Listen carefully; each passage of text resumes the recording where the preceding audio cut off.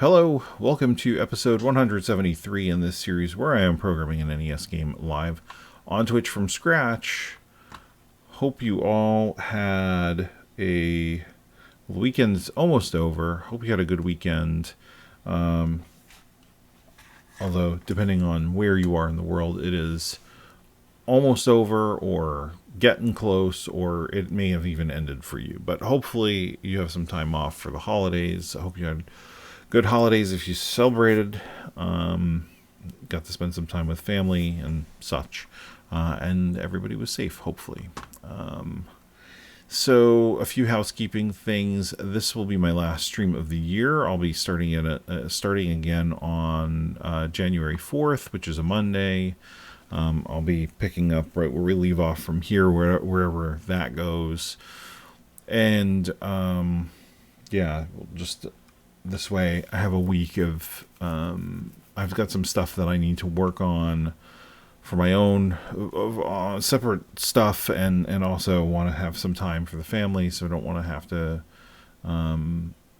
set aside the time for getting streaming done and being up late potentially. So I'm going to take the week off, and we'll come back to this when I am back. And what else? And then for those of you who have pre-ordered and you care about the source, I did just update today finally the source code so that it has all the latest code, as I've mentioned a bunch of times, but just in case you've forgotten, the code will not assemble in and of itself because it is missing some of the files needed to do so, because those are generated by the asset tool. That is normal, but the core engine files should all be here, and I will do my best to try and put commits in more frequently so that they are not such large changes. Because if we look at, for example, the core gameplay file here, where is it? We can look at the history and do a comparison, I believe.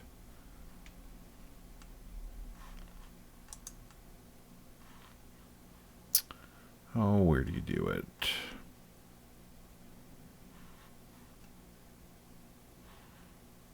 I thought there was a way to do it. Well, I thought there was a way to do it here, but if we go to the repo and source tree and look at this, you can see quite a few changes. Most of this is changes around refactoring code, so you'll see large chunks of code have been removed.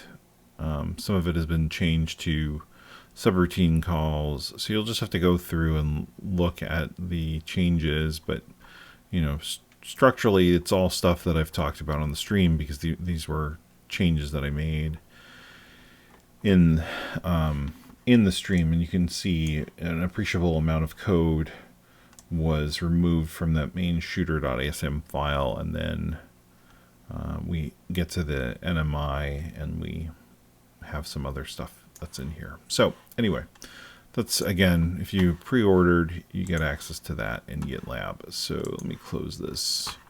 So yeah, let's get started on the work for today. So the main thing that we're going to work on today is that in the last stream we found that load level was taking too long. Well, there were a couple of things. First, we found that load level was updating the PPU while we were in the process of actually drawing things in the game. So the problem then became that we would see weird glitching on the transition from the regular map to the repeat scroll mode, which it was functional, but it definitely didn't look right. It was a very clear glitch that was occurring. And then what we determined was that it wasn't a bug in the code for the scrolling, but rather it was a bug, or it was poor implementation in the load level code that was happening when we hit the top of the map to transition to repeat scroll. And where is it? And so when we would hit the top here, the reason we were getting that little weird problem that we were seeing was essentially just because as it was drawing the level and scrolling, we would switch over to repeat scroll. Switch over to repeat scroll, and we'd be adjusting the PPU as we were rendering the screen. So that doesn't work because that creates the weird glitching we were seeing. Now, the flip side of that is that then I tried to move the call to load level to the NMI, which is what we're doing here. So if this command update level bit is set in metatile flag, then what we'll do is we'll call load level with the information that's relevant to loading the level. But the problem is that there's just too much going on. Deedle was on in the last stream, and he and I were talking about what's going on and why we're seeing the problem, and we were looking at the performance profiler. And if we reset the game here, I'm doing a pretty long recap because there was a lot going on, by the way, so I apologize if you understood all of this, but there was quite a bit happening. And so what was going on was we got to a point where we were looking at, we loaded the screen, but there was a problem, and when we looked at the performance profiler, we saw that the number of cycles that were being consumed by load level, I had reset the counters here, so the number of cycles consumed by load level was 1378, and then the average sort of cycles, or the max cycles, let's go with, of NMI was 3061, which is probably when we did the load level call. So this is longer than NMI, the amount of time we actually have for the NMI, by about 400 cycles. It's maybe a little bit less, but it's a pretty substantial number of cycles. I think it's probably more cycles than we have the ability to optimize out. So like we could try and see like what are we doing in here that is consuming the 1300 cycles, and try and get this down to 1,000 cycles and hope that that works. But the problem is that only like solves half the problem, or it's not that it solves half the problem. It only solves part of the problem. It doesn't give us the ability to see. It doesn't give us the ability to solve the problem and have a lot of overhead like we probably want. We probably want to have reduce the NMI max to something substantially smaller. And actually, I'm curious to see if we ignored this, right? We didn't do the command update level. I want to see what our max NMI actually ends up looking like. So let's reload this.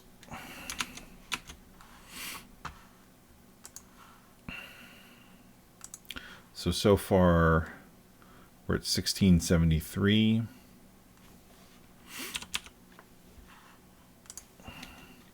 with an average of about 740.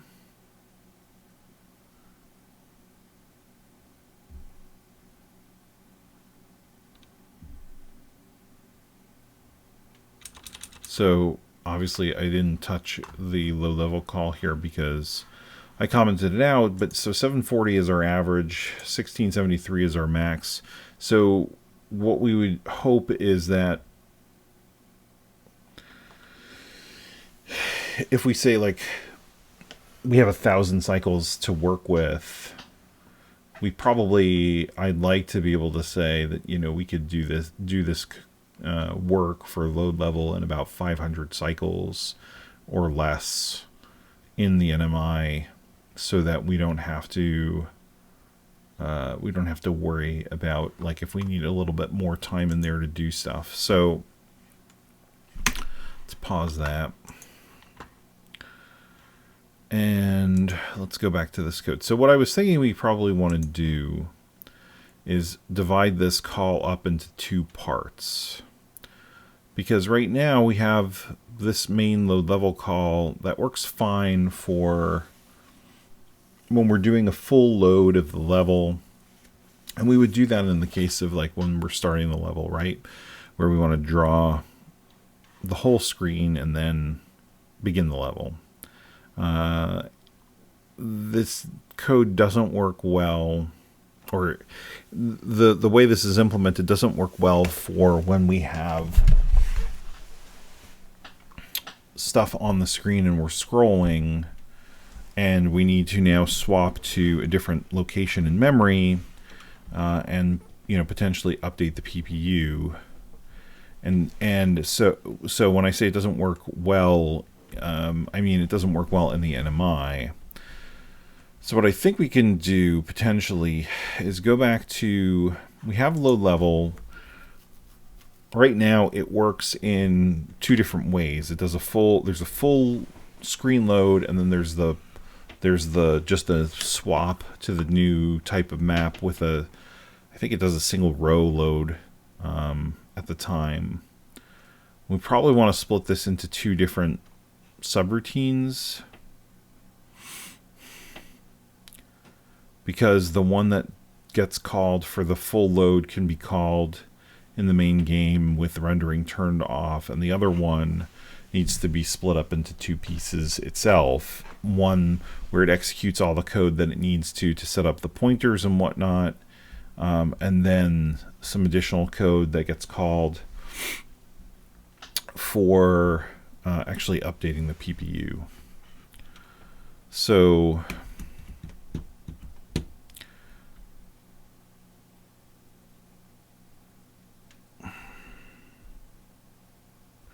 what I'm going to do is I'm going to create a new file.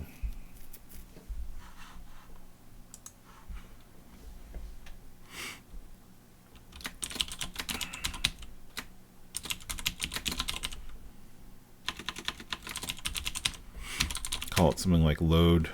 Oops. What am I doing? Save this as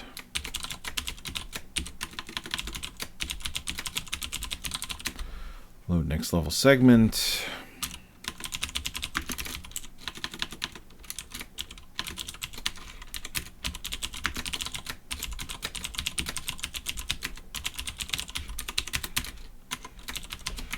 All right, so we have that.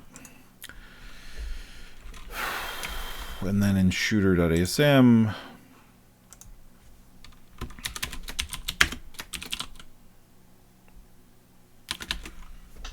I think I'll keep the two subroutines that we need in this one file, but we'll also, so we'll have load next level segment and then render next level segment.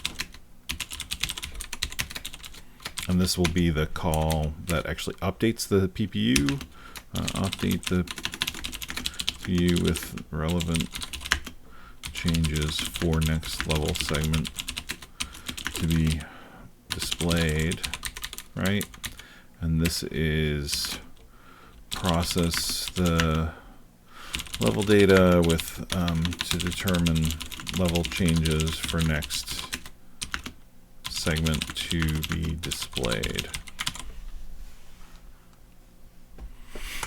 So right now, load level, load A0, store an enemy index. We still want to do the same thing for that.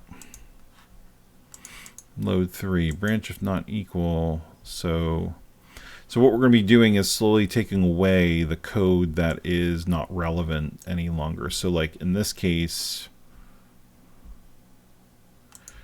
this is only necessary if we're doing a full screen load, which is what we're going to always do with the load level now. So we can get rid of this part where we're checking. We're just going to always do it. This is going to be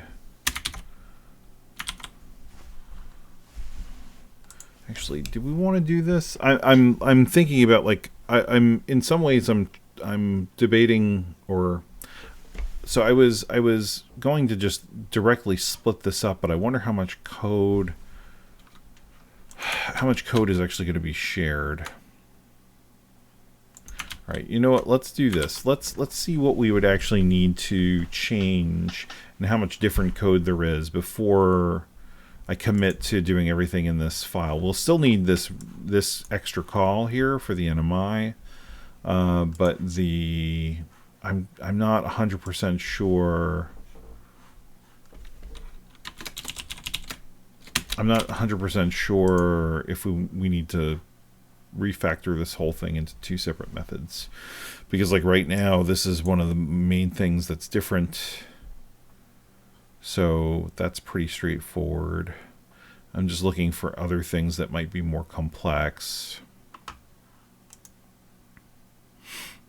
This is all kind of the same.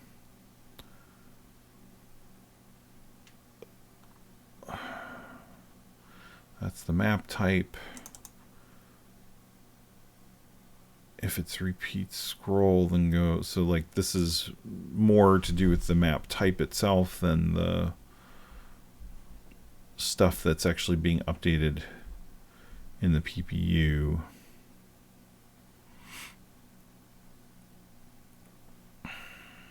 This is all fine. So this is where things get a little bit different. So like if we're doing a non-full screen load,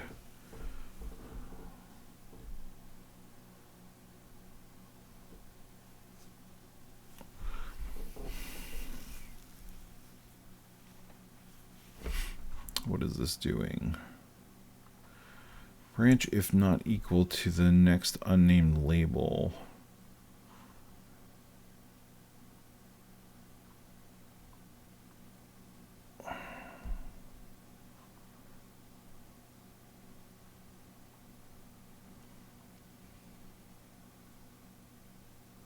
So this does a full reset of all this stuff. Otherwise, this goes to done loading tiles. But that's just for repeat scroll, I think.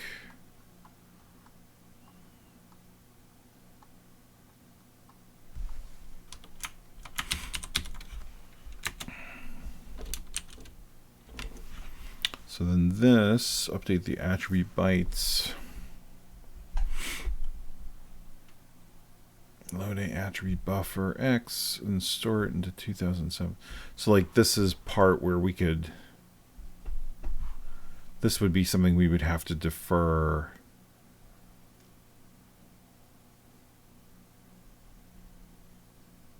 if we're only doing, where are we? We're pretty far down.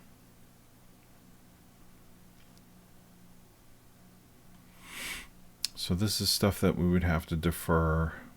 Oh, we're right at the end. So that's not too bad, but was that really only... So that's if we're repeat scroll.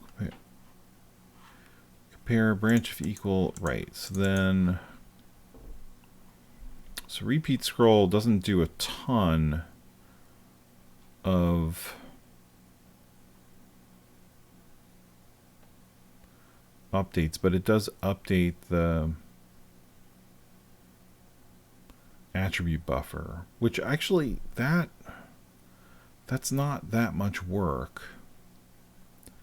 So I'm wondering if it's simply a matter of, I wonder if it's simply just a matter of that being done during the normal map scrolling, and that's what's causing that behavior. That would make sense, because like here we have this whole fill loop, which would happen if we're clearing out everything, but we're not doing that for the repeat scroll section. So now if we're doing a regular map and not a repeat scroll, where is that? We go to next map mode check, which is here, and then we compare to that, and we jump to, yeah, load standard map. And again, we're just doing some math here to figure out where we're supposed to point. Where are we actually? Okay, so here we're clearing out the palettes, or we're updating the palettes based on what's in the map file. So that would have to be deferred to later.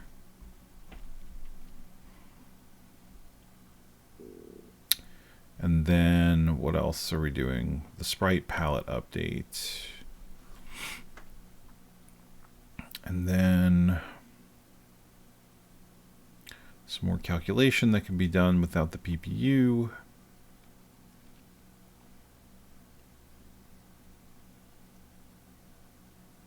And then we're done.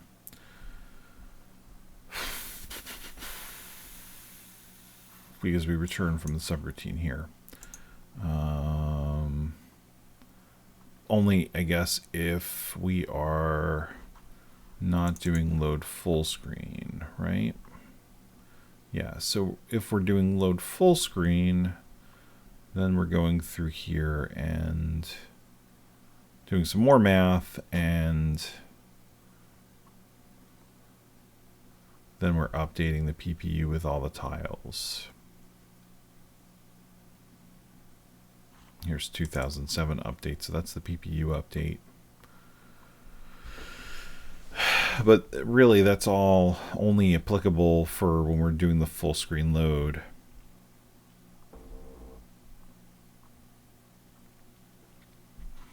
What is this? Oh, we're setting the beginning of the name table buffer, or name table address that we're using.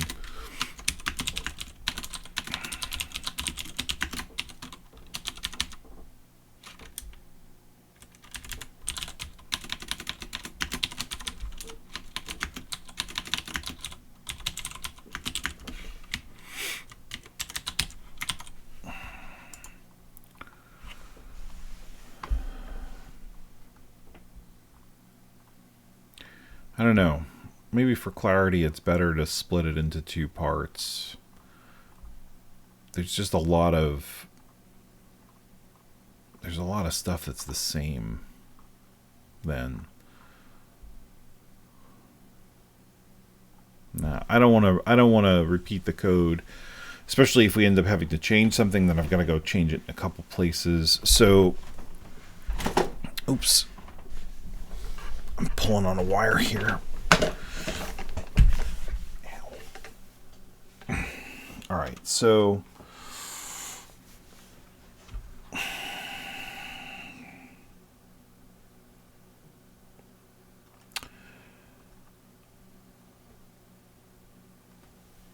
what we'll do is we'll ignore anything that has to do with the full screen mode.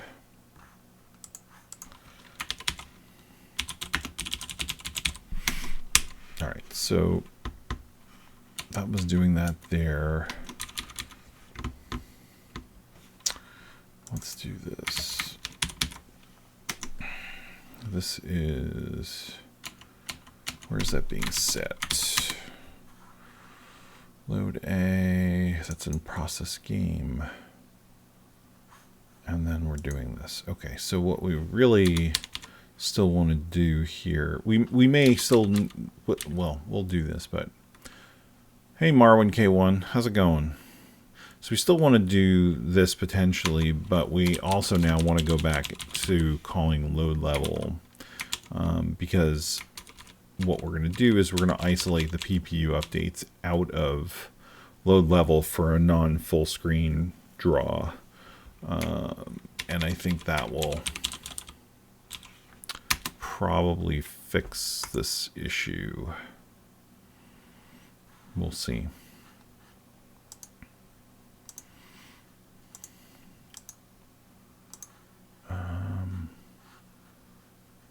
Just want to get... Okay, so we've got this calling load level from here.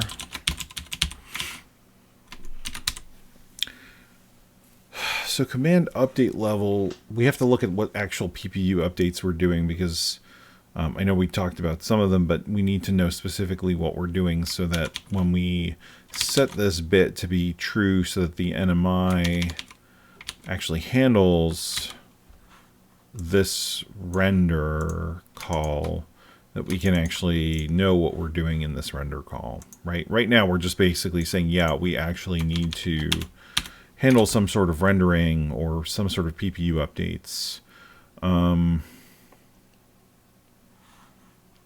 So let's do this. Let's start with, I'm gonna do something I probably, doesn't really matter functionally, but just in terms of maintenance, I think this is a better idea. So skip full screen init. I'm gonna give this a real label name because I want it to be really clear, like what the different things are for.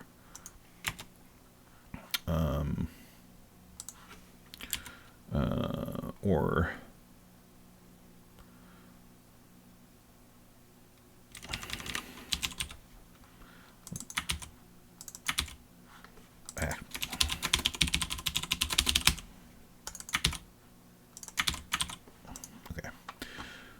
I know I'm like splitting hairs over the naming here, but it's really important because, as we've discovered going through this, if I don't give clear naming, then I have to go reread the code and like really understand in depth what it's actually doing. So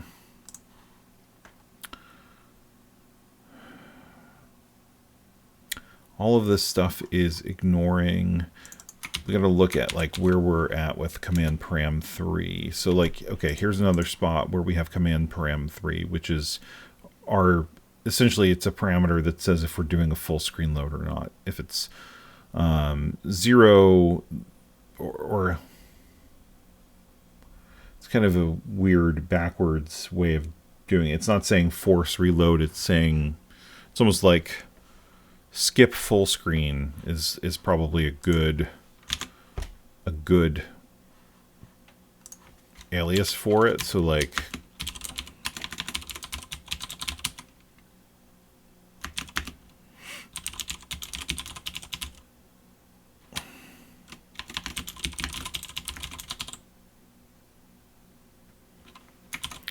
right? Because then by default, if it's 0, then we're not skipping the full screen draw. But in this case, we're interested in the case where it's set to true because we don't want to actually do the full screen draw. So anyway, command param 3. So we're loading it and it's not equal. If it's not equal, meaning if it's not a non-zero value, then we're going to go to the next label. The next anonymous label, which again, I'm going to give a real name, which is, let's see, what is this code that we're looking at here? So this is for repeat scrolling. So if the background mode is repeats, compare it against the repeat. If it's a repeat scroll type map, if it's equal, then we skip over this jump, and we had to do that because of the out of range problem with 6502. So yeah, so then we're doing this calculation here, and eventually we get to a point where we say, okay, do we need to blank out the whole screen? And if we don't, then we're going to jump to this. So we're going to call this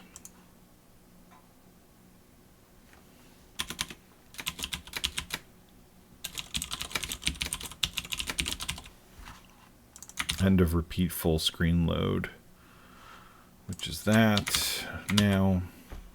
And then we're going to go to done loading tiles.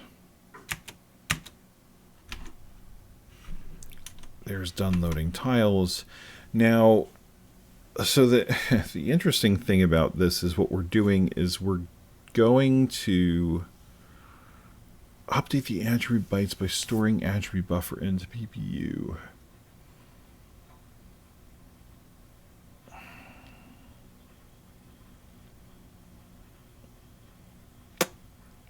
BC0. Do we do this for normal maps? We do, right?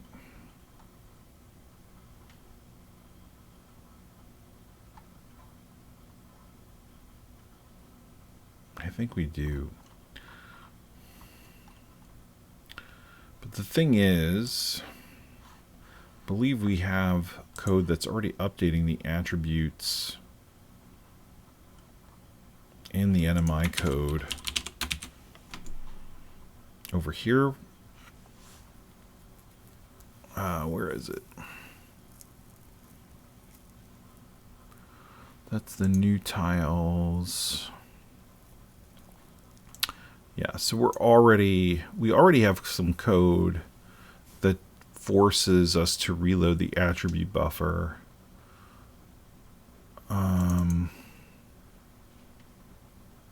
But we only do it sometimes. We only do it mostly when we're loading new tiles. So what I think we need to do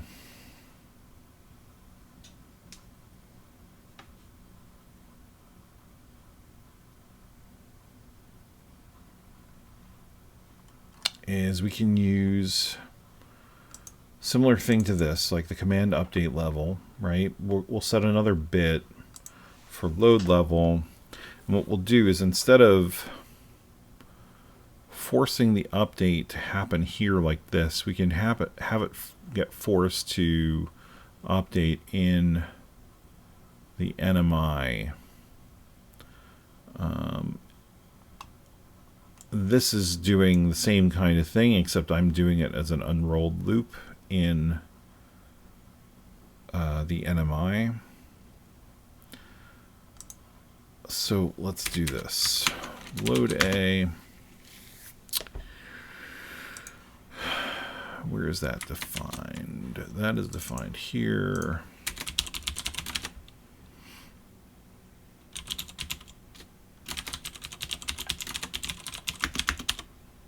So we're going to create this new one called command force attribute update. And in load level, when we get to here, we're going to load this, and then we're going to do this. We're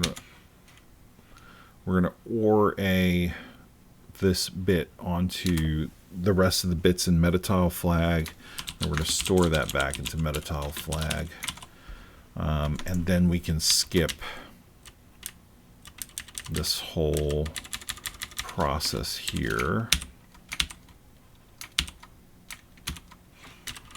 by commenting this out. And then what we need to do is in this code here. All right, where does it do this? This is just in the scrolling. So what we probably want to do, or what we definitely want to do, is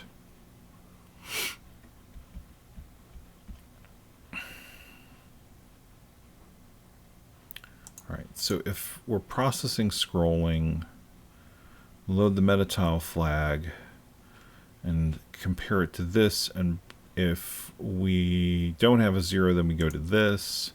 Otherwise, what I want to do is I want to load meta tile flag again and compare it to command force attribute update, and then if it's not equal, we'll branch to that anonymous label. No, sorry, branch if not equal to, where is that? Do attribute update. So if we do an and, on this, and we get 0, that means that bit isn't set. So in this case, branch if not equal is not going to go here. If we look at this and we do the and on this and the bit is still set, or a bit is still set, then it's going to be non-zero, which will jump to do attribute update, which will do the equivalent of what we were doing here, but it'll do it in the NMI like we want. And then if none of those are true, we will go to skip row load, because we are not doing anything related to processing loading any rows into the map. So that seems correct to me.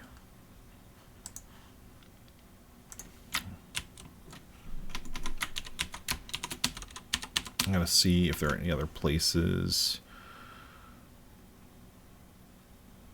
where we are manipulating the PPU.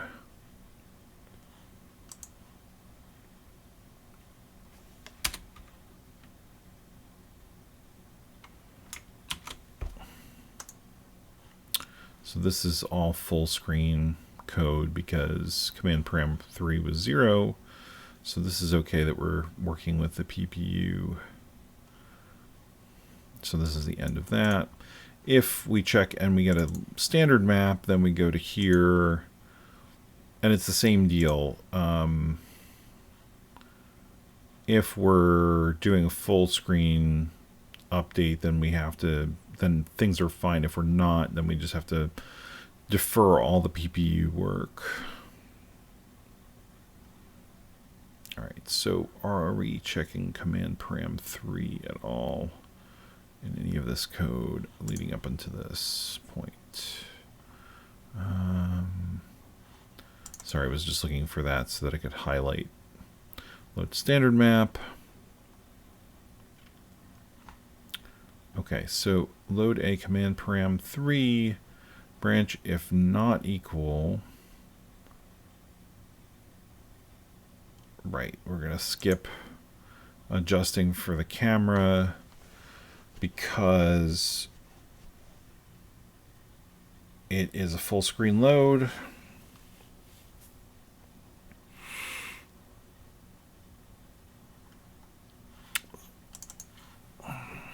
So, all right, so here's our first issue, right? So we're still doing this work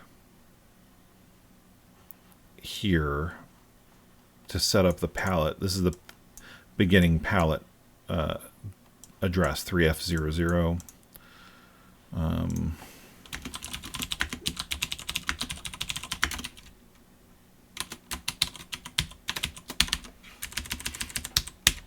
Right, so we only want to do this in the NMI unless we're doing a load full screen. So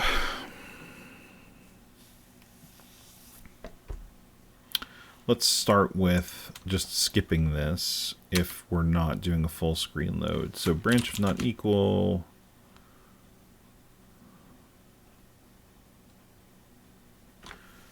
Well, the interesting thing actually is that, you know what, the case that we've already implemented should solve the initial problem. When we go from repeat scroll to a standard map, then we'll encounter this problem. But let's take a look at this first. Let's see if the change that we made to initiate the attribute update using that bit has actually fixed the first problem.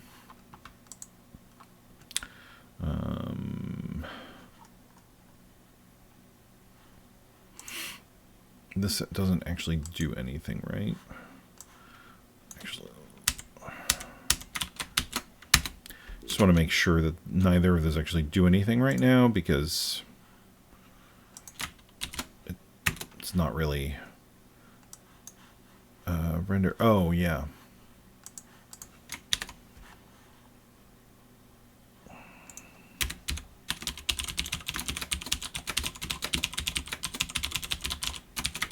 Okay. That usually helps. No reference to unnamed label. Oh, that's fine. 385. Do attribute update. Okay, so branch if equal to this. This is the same old nonsense problems here. But now I've got to do.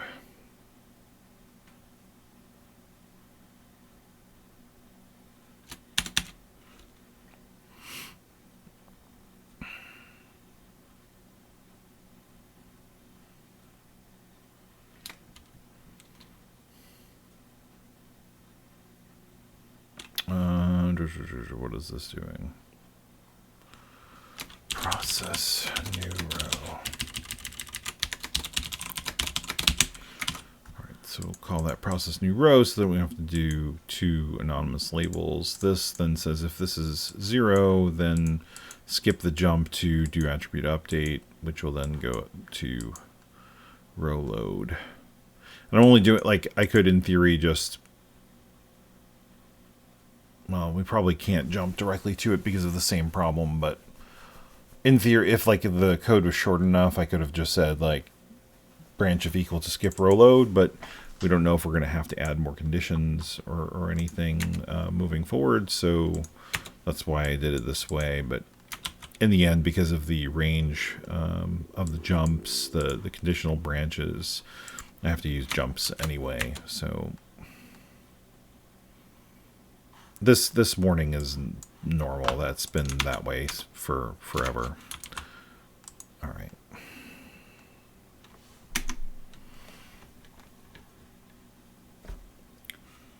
So that's an attribute. That's a problem with the attributes not loading properly. So that's interesting because does that actually mean...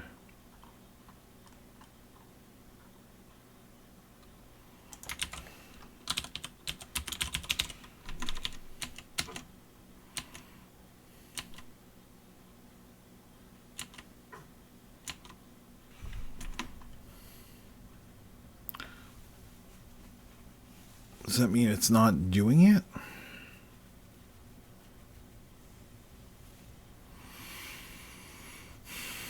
Load A. Let's see what's actually going on there, because that should be triggering the code in NMI, but it doesn't look like it did because it didn't do a full load of the attribute buffer.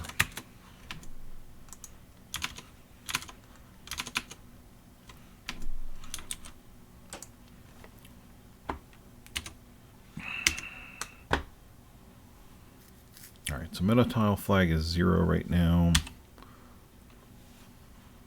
So we set it to 8. Let's go to the NMI code. Make sure it's... Oh, you know what? That might be because... It could be because we're not actually playing the game yet. We're in the process of loading it. let's see. Let's see if we actually call this or not. So it got called from here, but oh, it is 8, so it should do attribute update. Attribute buffer is, it's at 0. It has values set in it. Looks like most of those values are probably roughly right.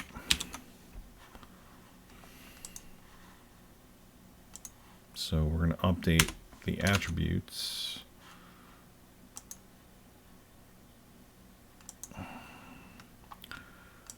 And then we're going to blank out the meta tile flag.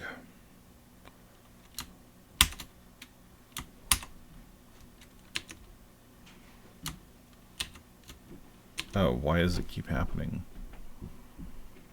Oh, it's not. It's just the NMI is happening. The call that I thought was happening is not. Okay, so... But that check, let's see. Yeah, so that check is not occurring, or rather the meta tile flag is not set to the value 8, so that's okay. But it still doesn't look like it actually updated that. Let's do this a different way. Let's reload and see visually what it says is being updated in the attributes.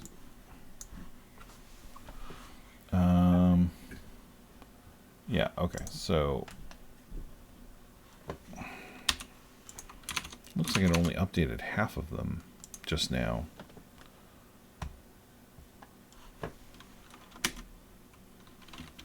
But let's take a look at that again and slow this emulation down a little bit here so we can really see what's going on.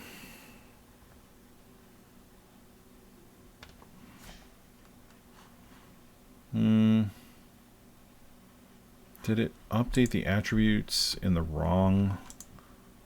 Oh, you know what? It looks like it maybe updated the attributes in the wrong name table.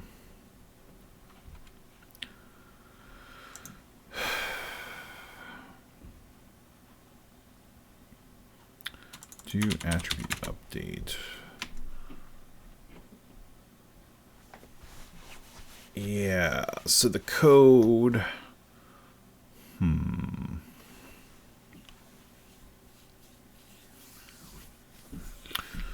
So the code...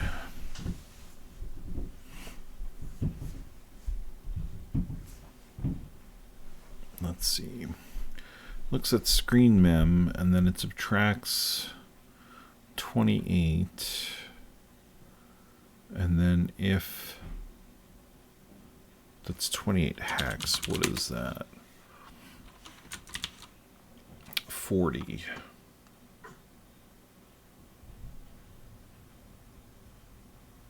Why 40?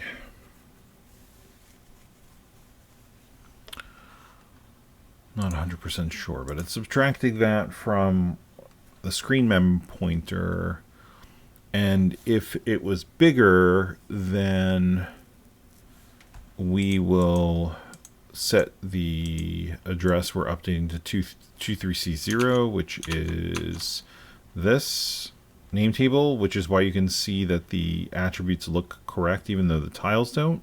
Like this is green and this is blue, whereas this is kind of like random stuff. And then if the screen mem is bigger, then we haven't reached the top of the screen, which means that the carry would not be cleared. So we'll jump to this and we'll set it to 2BC0, which is for this name table down here. But that's what we want it to update, is 2BC0.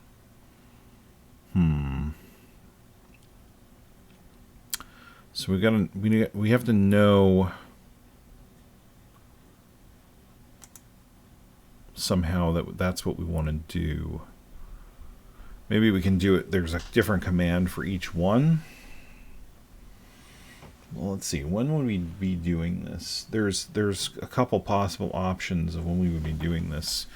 If we're doing a full screen reload, then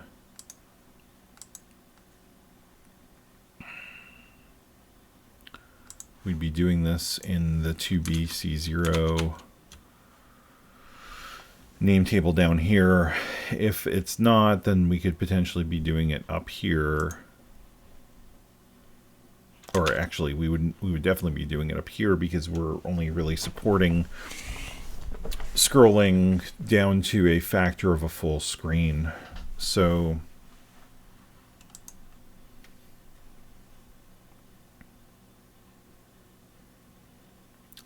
is it just easier to just have the command actually indicate which screen it's supposed to be?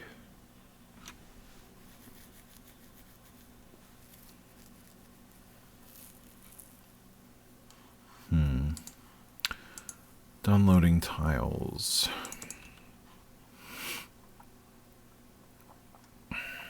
I mean, we could pretty easily do this. Load a command param 3 branch of not equal to that.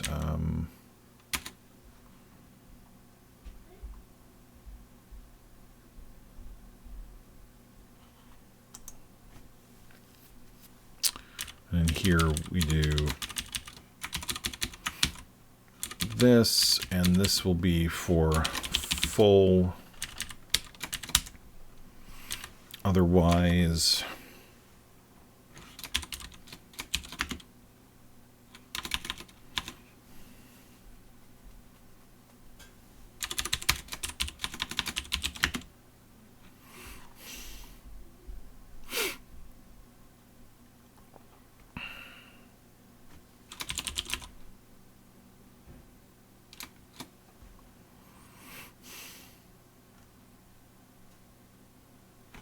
sorry, I'm just thinking about how this is being set up here. Or what we're actually doing. Finish setup, we'll call this, and this is finish setup here. So if we're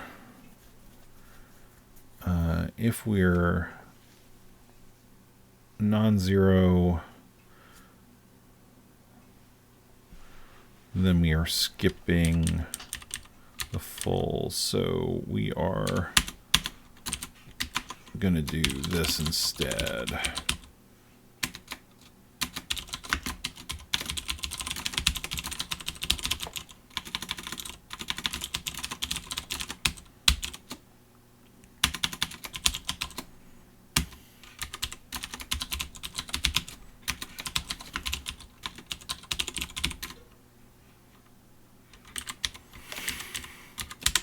So this is a really long command name, but basically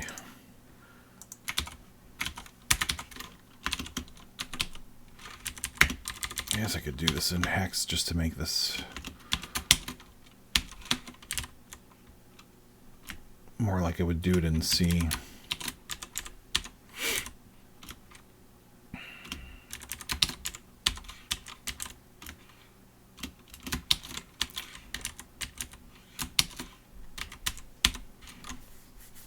All right. So yeah, so we set that, we update the meta tile flag that way. And then in here, if we, oh, I gotta rename this. Oops. Come on. Give me a break. So if we now have this,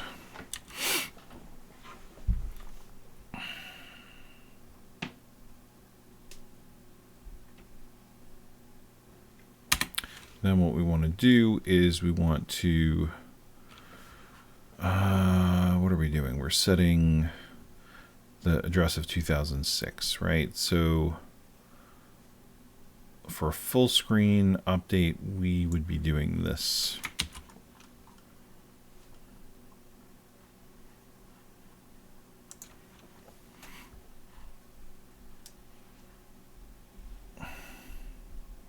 Oh, not in here though. That'll come later potentially, but do attribute update. Where the heck is it?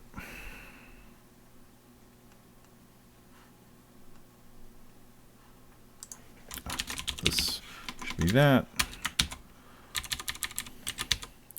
Yeah. So if we know that we're doing the update for the full screen, then we want to set the attributes for this bottom NMI, bottom name table. So we're setting up the address for 2006, and then we do the full update there. And then one more check we want to do is and command force, yep, and then branch of equal to this.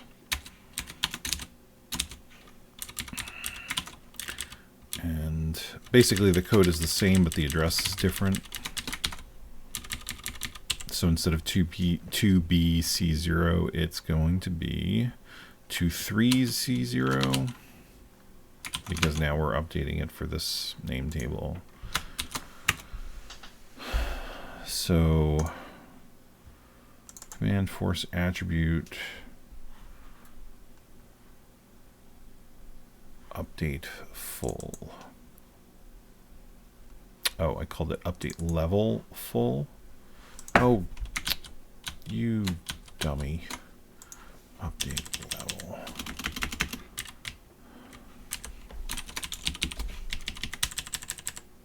Updated the wrong name. And let's see. So then I obviously broke that by renaming that.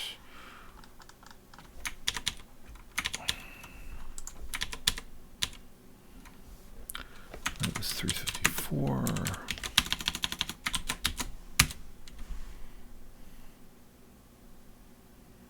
All right. Let's see if that fixes the problem.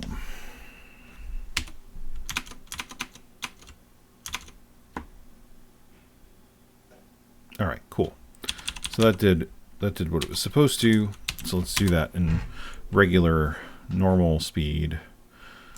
So what it did was we told it, hey, update the attributes for down here instead of it was updating this. So when we press start to go, everything is the way it's supposed to be. So now when we go to repeat scroll mode, what we should see is that it should update the name table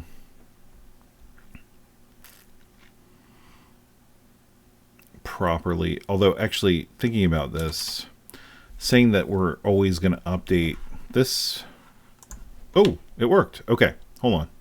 Let's go back. I got all excited about that. Saying that we're always updating this one is not correct. Because it could be, it's whichever one is the next name table that we're going to. But we'll fix that in a second. I just wanted to actually see this in normal speed. Make sure there's no weird glitching that's happening. Yeah, that looked good. So it updated the attributes.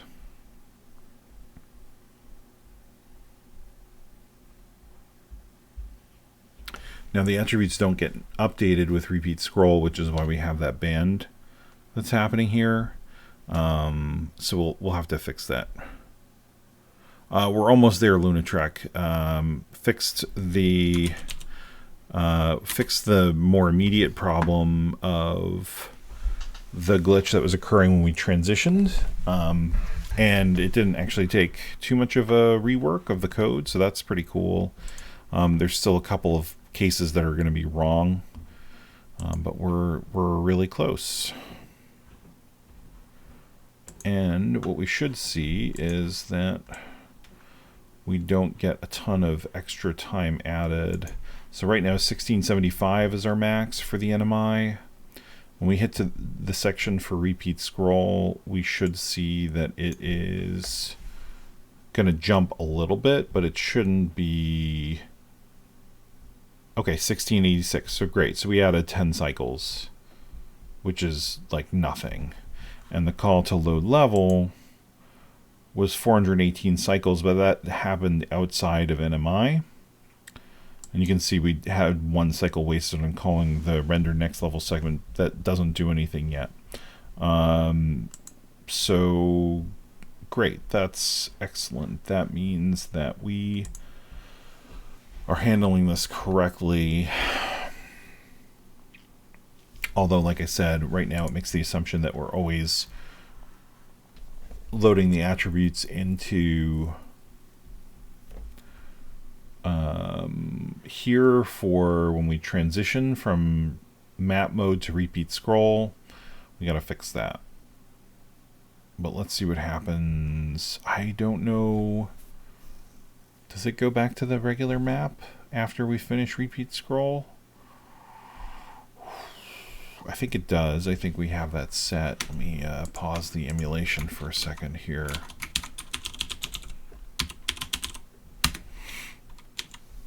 Oh no, we don't have that. So it's just doing the one. Let's see. I don't need to modify this. I can just modify the assembly right now.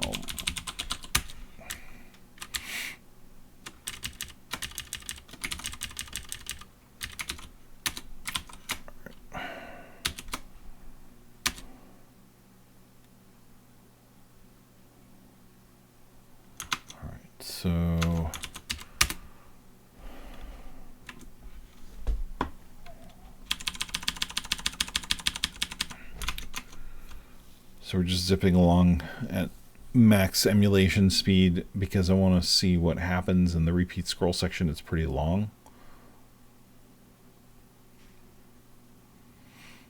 So what's cool is we've seen now that the bug with that jittering is absolutely related to the PPU being updated during rendering, because the code is split between game engine, like the core game logic handling, and the NMI code. And the NMI is the only place that it's really safe to update the PPU, but I was doing it outside of that. I mean, incidentally, that's why... Oh. Great, that worked. Did it have any sort of issue with the screen? Incidentally, that's why so many people write all their game logic in the NMI, because you don't have to worry about this, right? Like, because it's just all happening all at the same time. Okay, so you could see even at this speed, there is a problem like what we saw before, but that's because we didn't move that code out of the load level.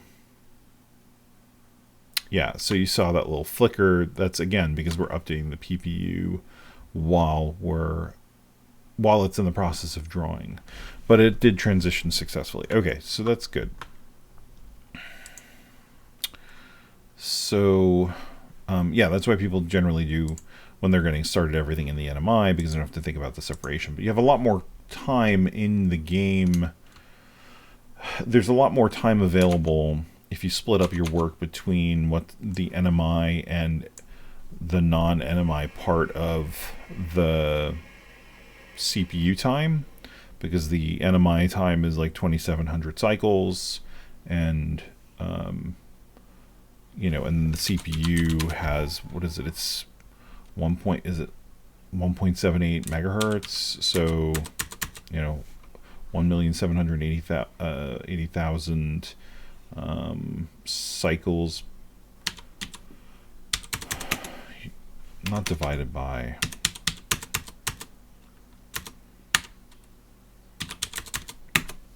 so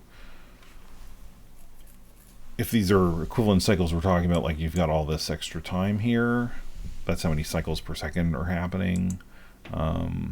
So anyway, even if that's not the correct math there, you do have way more time available outside of the NMI than you do inside, because the inside part of the NMI, that NMI 2700 cycles, is literally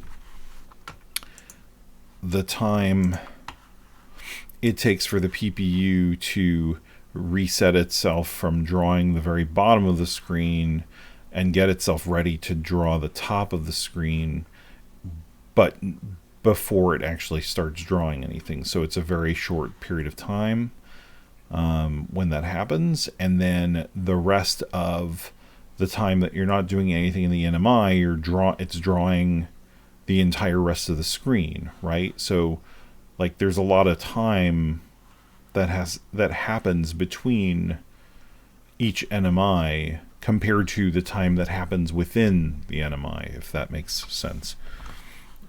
All right, so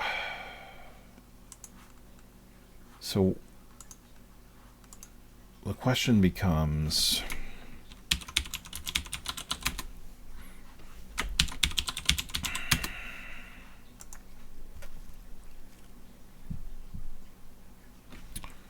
this part is right.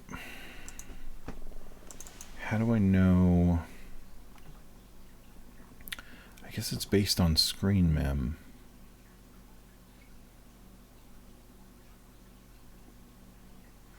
I guess I could just do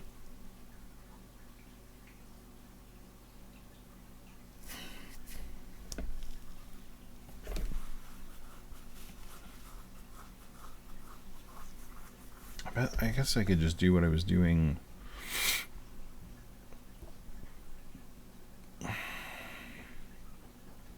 in my other code. So instead of having a second command, I know I just added this, but like in thinking about it,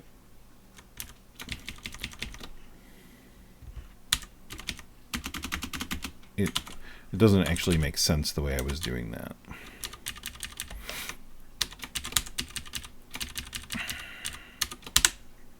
Right, I just want to tell it, okay, force the attribute update. And then in the NMI code here, what I should do is the same kind of check that I'm doing here, which is subtract. Oh, that's why I'm subtracting 28, because I'm getting, so the address is either 2800 or 2B00. So if I subtract 28, I should get 0. Right? Is that right?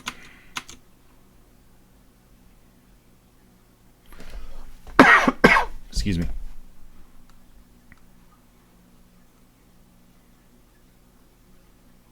Sorry, the address is either 2000 or 2800 hex. So the screen mem address will begin with either 20 or 28. And so if it's 20 and I subtract 28, we're going to get a negative value, which means the carry will be clear. And then that's how I know which range I need to update. So it's really the same exact code.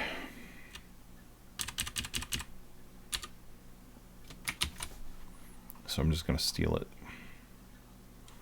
So if we are doing the check, just ignore the fact that this is wrong here for a minute because of the anonymous labels. So branch if not equal to skip attribute update command.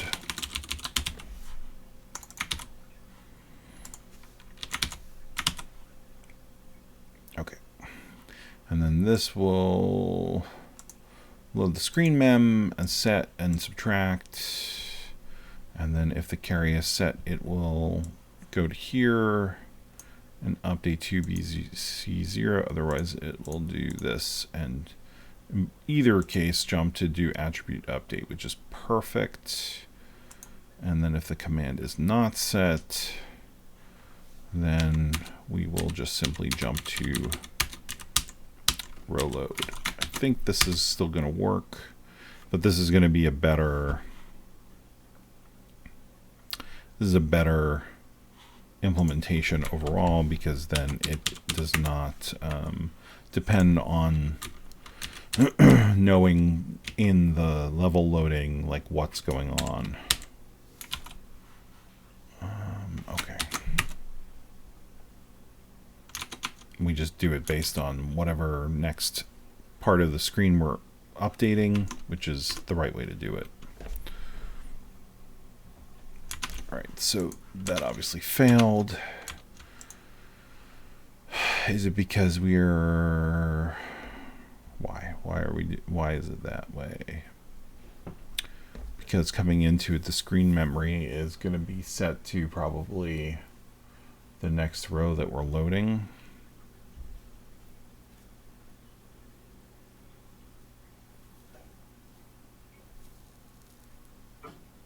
Wait, what did I do here? Sorry, for a second, I think I command update attributes.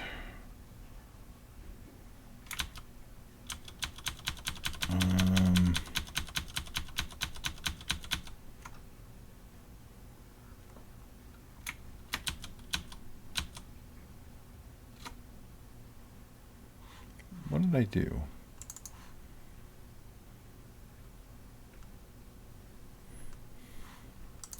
Command update attributes. Branch of not equal. Did I?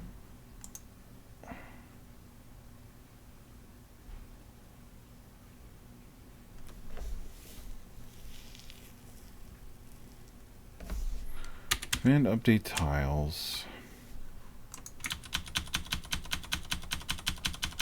Let me go back here for a second because something is a little bit screwed up.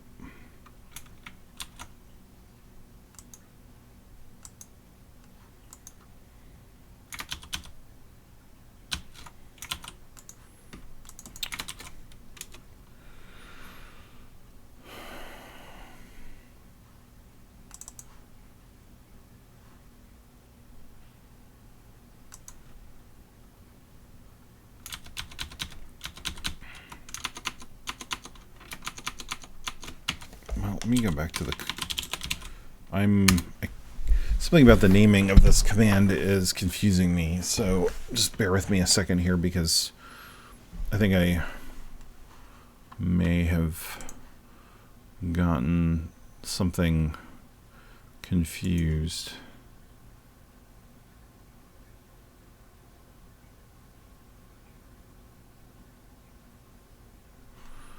Load next level segment, blah, blah, blah. Command update attributes. What did the old code? Command update attributes, branch if not equal, skip row load, otherwise.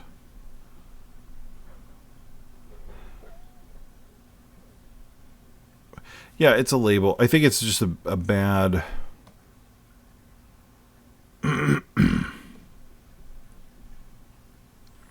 I think it's just a bad command name.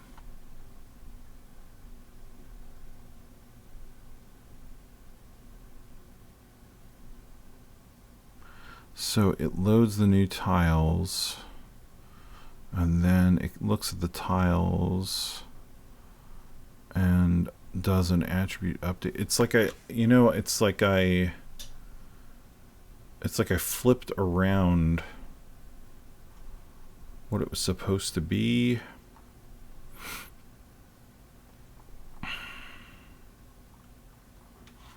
What other changes are in here?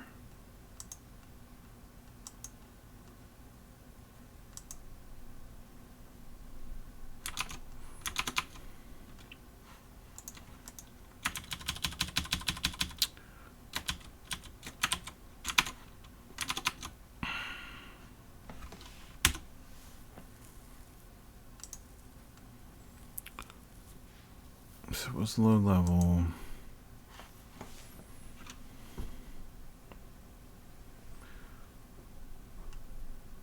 This update attributes is really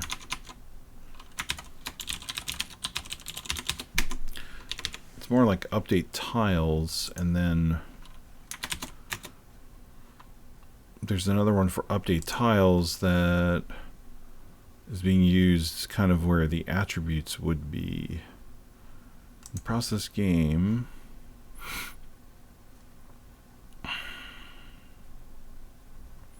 but I think the thing is that they go kind of hand in hand, so it doesn't actually give me, like, they're both happening at the same time most of the time or all the time.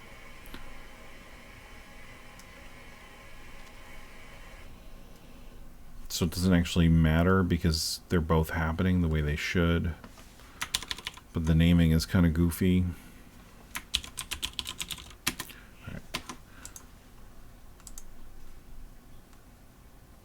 Just for this specifically is what I'm talking about. It's almost like this should really be update tiles, because we're processing the tiles, and then that should be attributes. Oops. Right, because then we actually go through and update the attributes. Now, in this case, we're not doing an update of the tiles, but we are doing an update of the attributes, which makes me think we could just come here. This is a slightly different thing, but we already have, that means we already have this command, which I didn't realize. I didn't really think about that at all. So branch if not equal to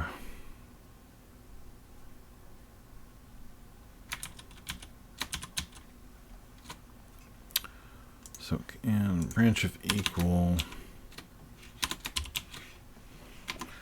not equal to, well, we want to do branch if not equal to not do attribute update, but rather to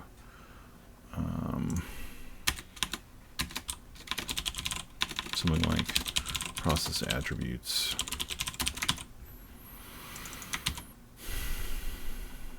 So branch if not equal to process attributes, otherwise it's going to skip the row load.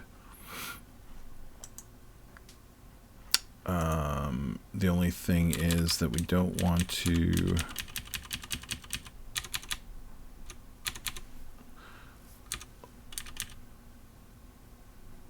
so this is okay. So if we're not updating the tiles, but we are going to update the attributes, then go to process attributes. Otherwise, it's just going to skip the row load, which is fine. So then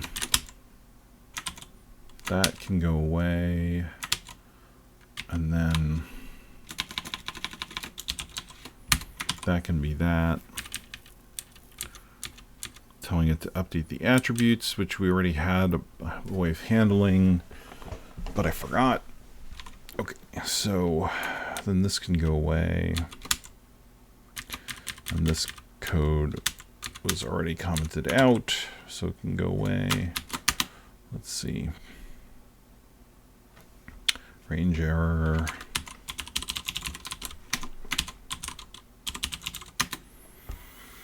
$387. All right, so branch if equal, we had the same problem before.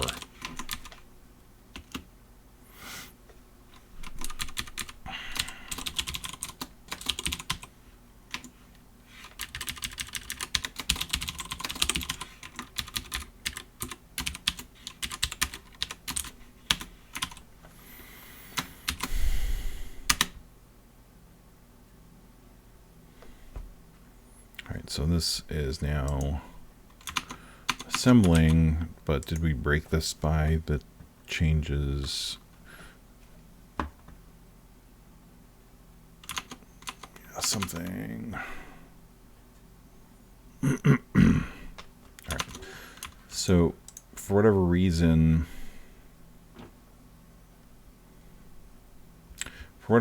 I named this in a weird way, or I not named it. The command flags are kind of like backwards.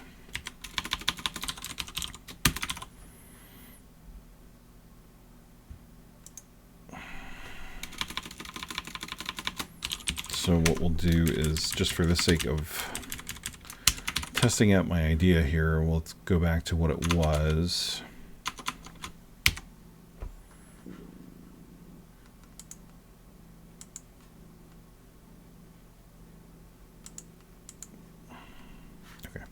And then in this, we're going to tell it to commit to do tiles, even though this is not actually what logically named, not what we want, but it should do functionally what we want, and then we'll figure out why that's happening. No, that's still okay. So at least the scrolling is back to working, but it's still not okay. It's still not updating the attribute table the way that we want, but I think that's because of the problem I mentioned earlier, which is that the screen we were updating is this screen, so it didn't force this to update on the bottom. So what we can do is we will set a different flag here for a full load, because we know that it's slightly a different case. So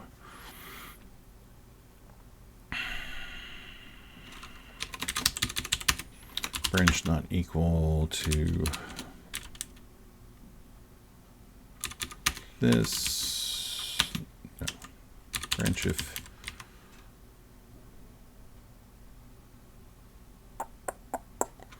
branch not equal to this, and then we're going to jump to finish setup, and then so in this case we're going to load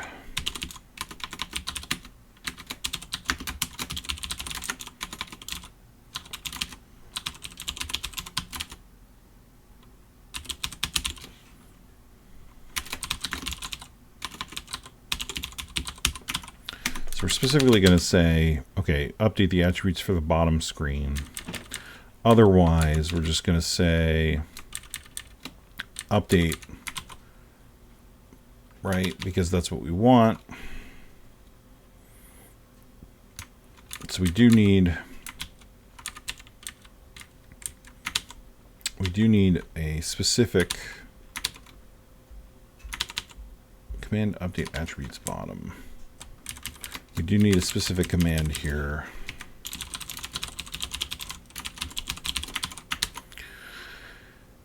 And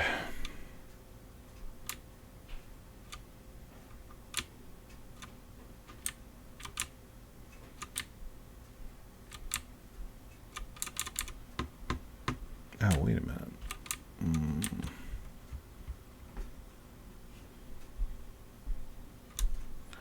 Where?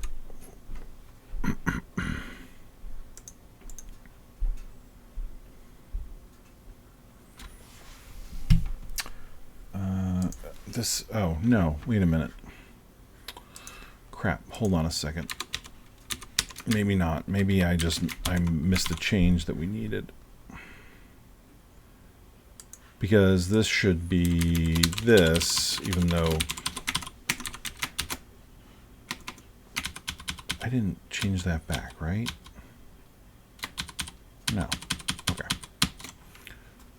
So this should be this, not...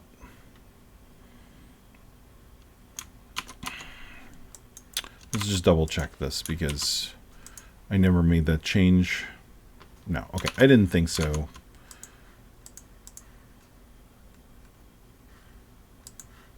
So we do need to have that added back. So now if we come into the debugger,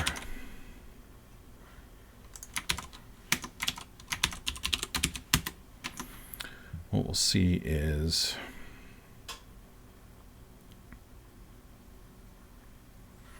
when we come into here the first time, we should see that it's going to have command attributes not set, but we should have the value 8, which isn't being checked right now, which is fine. I just want to make sure that this actually works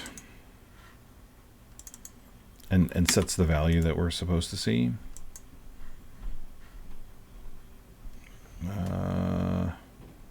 No, that's not my breakpoint. What are you doing? Oh, I guess yeah, the code shifted. Where is it? Here. All right, so F5 and meta tile flag. It is 8, but we're not doing anything with that, so all right.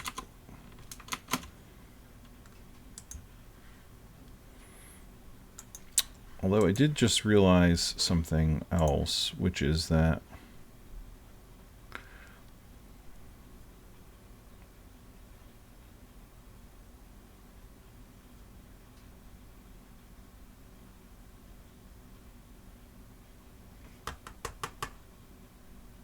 sorry, as I'm going through this, I'm thinking of different edge cases, but I just realized something kind of silly that I did here.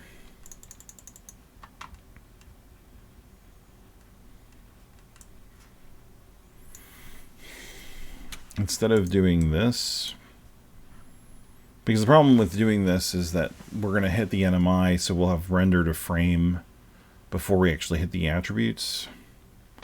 We do actually want to set the PPU here. So if we go back to the original code that was in load level,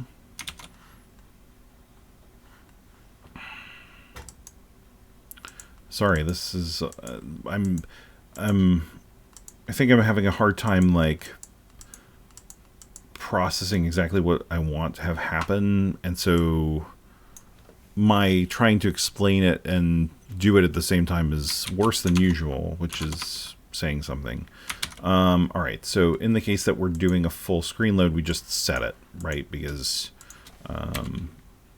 rendering is off. We know that we need to set the bottom name table for a full screen mode. So if full screen draw, then just dump the attributes in. Except that's not all the code. It's all of this code.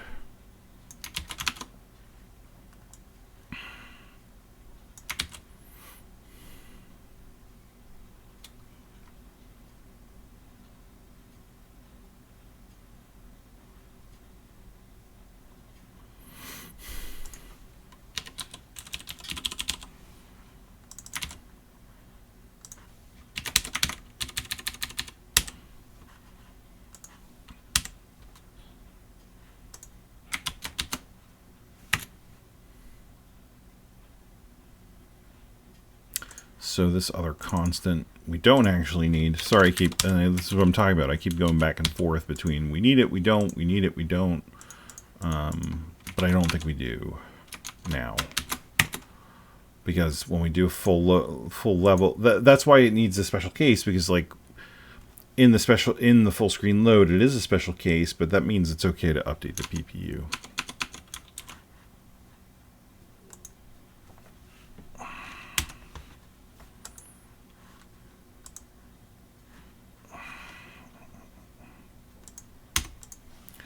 Of course, the palette update is wrong for some reason, but I'll worry about that later. That's a whole different thing.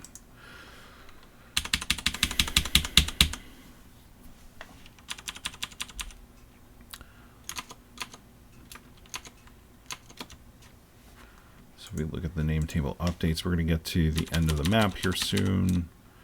Okay, so it looks like it hit repeat scroll with no problem. And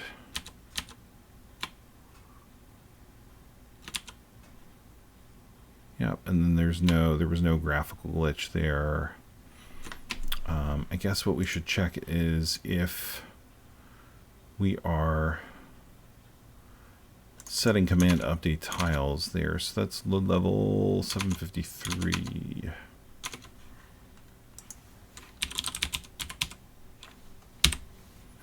Load, where are you? Load level 753. I don't have the line number. What is the code I'm looking for? So we want to make sure that that's actually what we're executing. Yeah, it is. And then in the NMI,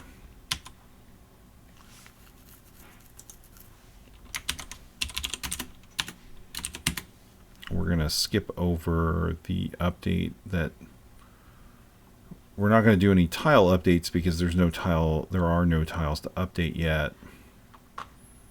Even though this is attributes, we'll have to fix that in the next stream. That's just weird. I'm not sure. Right, so we're saying our meta tile flag, the value is 7.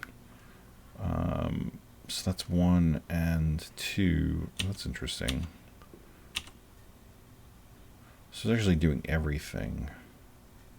So it is actually going to process the attributes anyway.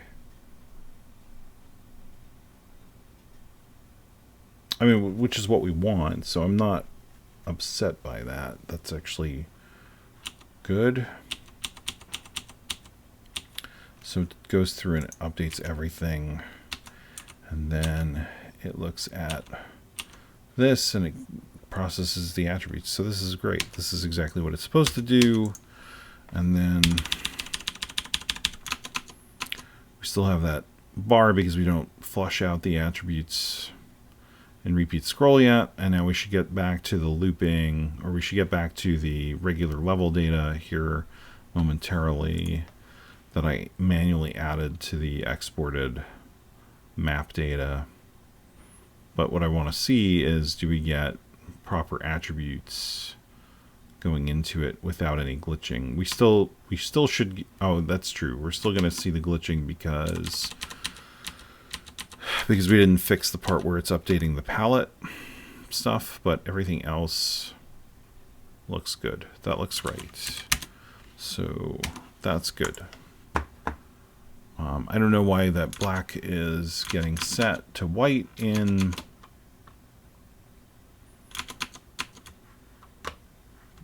the palette update, but that's, I don't care about that right now. We've seen that happen. It seems to be some sort of weird issue that we can fix later. All right, so now that that is working the way that we expect it to, there is this code that is being called for a regular map when it loads that processes palette entries, right? And this is problematic because this is going to cause that glitching that we're seeing. I don't think there are any other updates that we're doing to the PPU. So what we could do to prove that is we can actually just comment out all of this. Branch if not equal to this. Okay, so let's just comment this all out. And what we should see is when we go from the regular scrolling to, oh, you know what, we may end up with a map that has the wrong colors because we do need that. Oh, well, that was interesting. So what happened there? Oh, I can't just take everything out, can I? Because I need to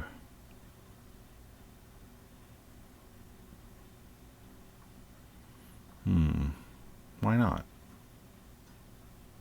Why did that break things?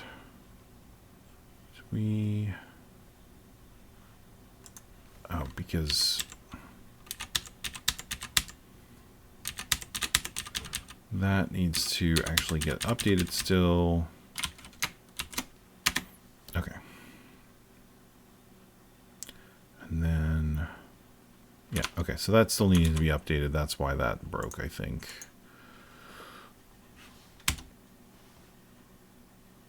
Nope. Is there more that needs to be updated? Load A, clear carry, add carry, blah, blah, blah. Oh, there's a load A, push A. Or then we do, where do we do the pull? Are we doing this much later down? Yeah, so that's a stack problem created by the fact that we're not doing the push of A there, because we're just commenting this stuff out for the sake of proving a point. There's no real reason not to just push it and leave that consistent. Okay, so the palettes are wrong. There's a bunch of stuff that's wrong because of the fact that we're skipping that code, but it's actually more wrong than I thought it was going to be. Which is saying a lot, because I thought it was going to be pretty broken based on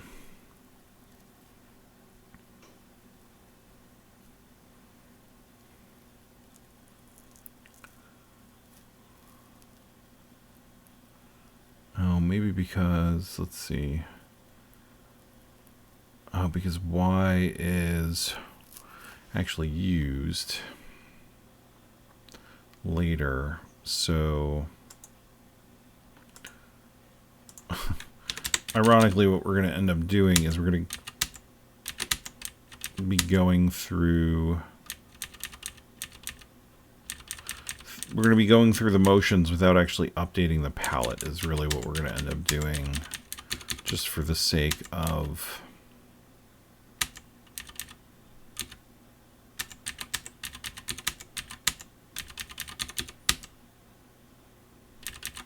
keeping things working.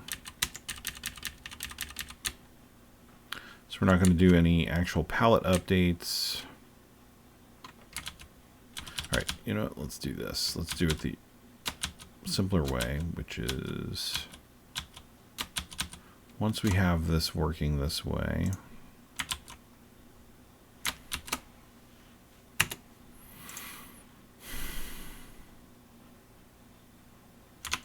just make sure that this is back to working again.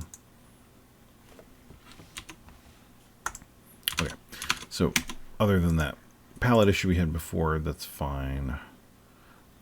Let's go back to now.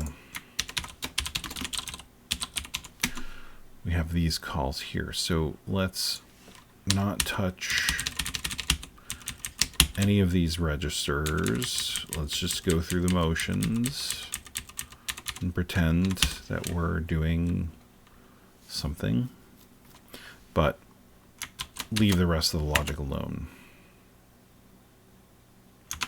So again, we should end up with it working, but the palette's being wrong. Okay, which is what we're seeing here. So now we're going to loop through.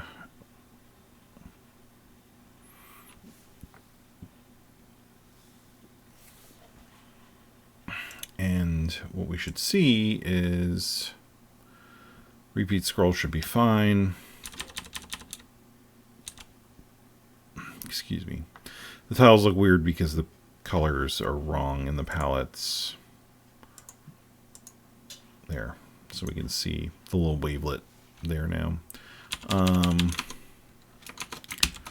Yeah, so what we should now see when we do get to the regular map section is we should see that we don't have that little glitch in the loading.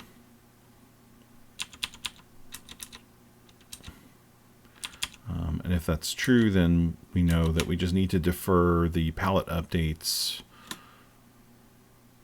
Yeah, that was nice and smooth. So, good. So that proves the point. The point being that all of this stuff is fine when you're not doing, when you're doing a full screen load. but this does not work when you're doing an update while you're in the middle of scrolling. I'm going to grab something to drink, if you'll excuse me for a moment. Sorry.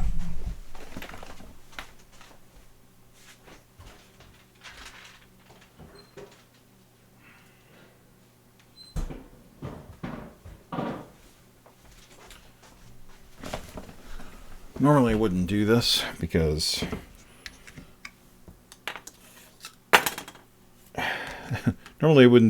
it's hard for me to do, but we're at the end of the last stream for the year, or pretty close, so grab this out of the fridge here.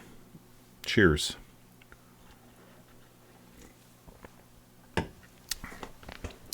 Generally, I don't drink and code at the same time. So, all right. So all we have to do now is defer this palette load to the NMI. Now the problem with that is the actual palette values that we want to set are located somewhere in our map data. And we have a couple of options. We have the option to store off all that palette data in just, what is it? So 32 bytes and just ram through it. I feel like we're going to end up needing that RAM at some point. But the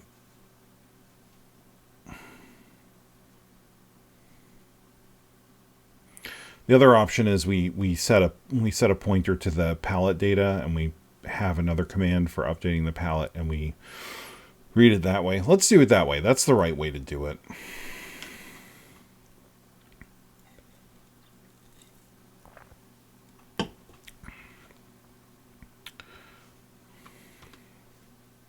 And you'll notice we have a similar thing that we're doing here with the attribute lookup.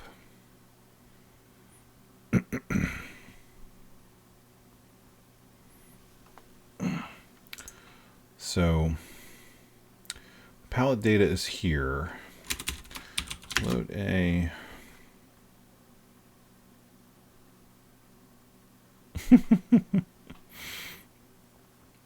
Well, it's funny. So many places now have beer in the office, and the prior two jobs that I had, like the first job I had, alcohol was like not a thing that the company generally paid for unless you were in a sales position, which I wasn't. So you couldn't expense drinks with your dinner, even if it was under the limit. The previous place I was at, they were okay with expensing drinks, and people did, which was kind of weird to me, just coming from another place where, it was not acceptable at all. And then this place, the new place, like a lot of places, they have beer on tap at the office along with coffee. So, I mean, it's nice to be treated like an adult, where you can where you get the sense that people trust you not to drink too much during the day while you're supposed to be working. So it's still a slightly strange feeling, but definitely appreciate that. All right, so going back to what I was saying here, we have ROMEM set properly. What I wanted to check before doing any of this other stuff was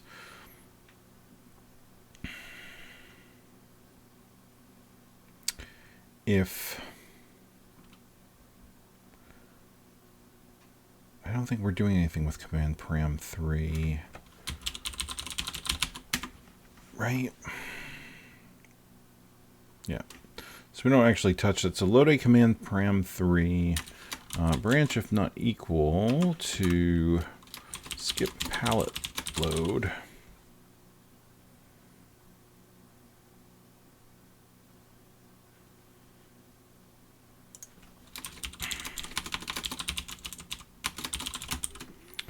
So that's our skip of the palette load data, but this is not quite exactly right, because in addition to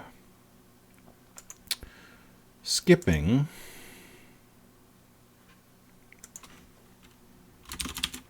we have some additional setup that we got to do. So in here,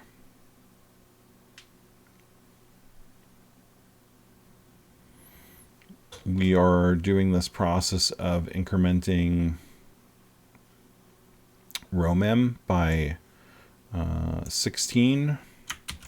So we need to do that here as well, because that does matter.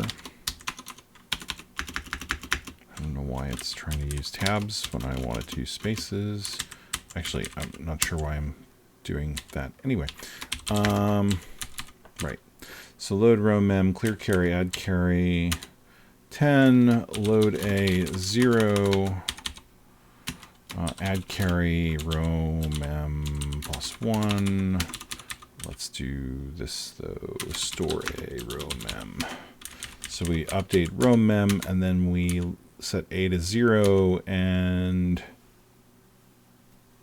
carry, add with carry for row mem plus 1, and then store that into row mem plus 1. So this is our trick from several streams ago that we continue to use, where we are making sure we're adding with carry properly without having to do an actual branch.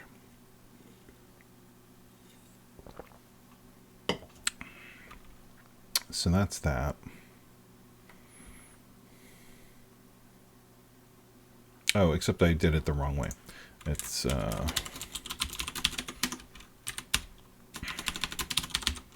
we go. I had it right above here the same way.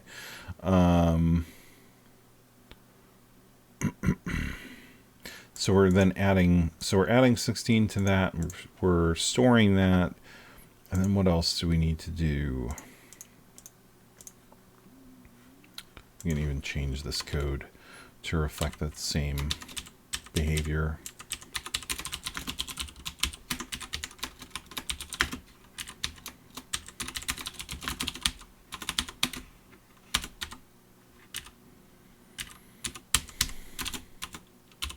I like that trick. That's pretty neat.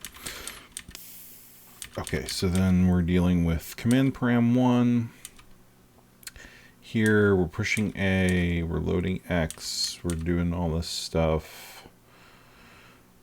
We're storing stuff. We're checking to see if we need to load the palette for the sprite. So this can go away because we're not going to do that. Increment, compare, branch, blah, blah, blah. This should be skip palette load, not ski palette load.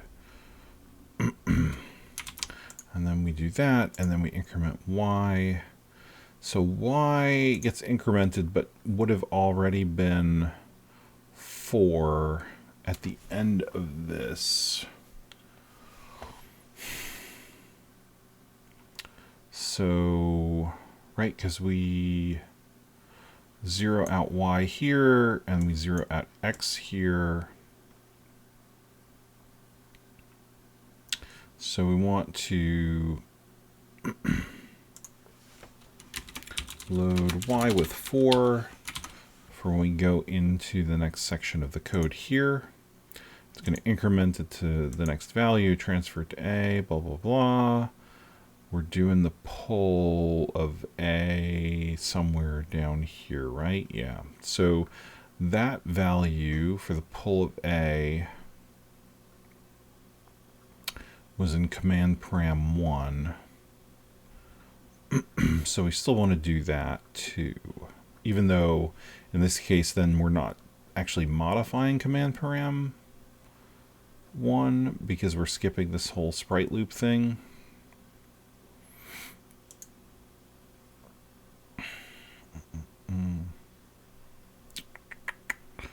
but that's okay. Push A. We want it to be consistent here. So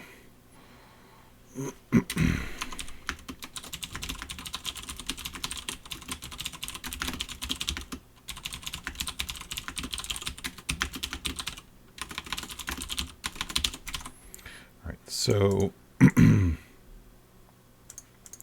only thing we didn't do is we didn't store that into that.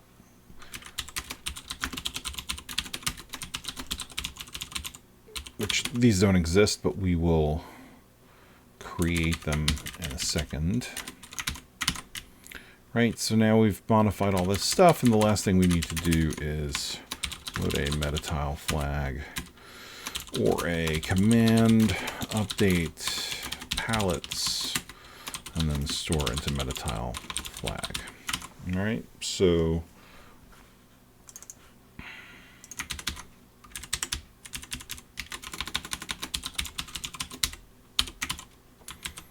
that's that. This should be this. Oops, that. Because we want the constant. Store this.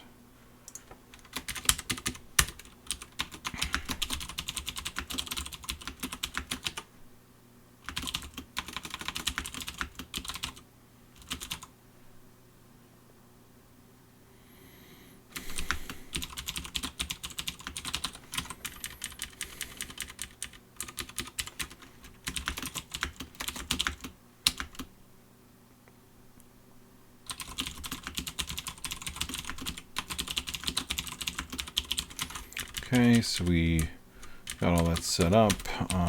Store command param on the stack as expected. If we as if we processed loop, and then push it and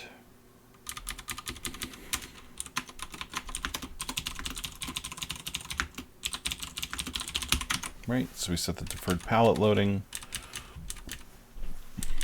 Then we jump to the skip. All right, so now what I want to do is just check to make sure that this all works correctly without... Is it important to know how to convert hex to decimal versus with big? I mean, I don't know. For certain things, it makes sense to use hex because you're dealing with bits or powers of 2, and so for those things, you obviously just want to, you can just use hex because it's simple.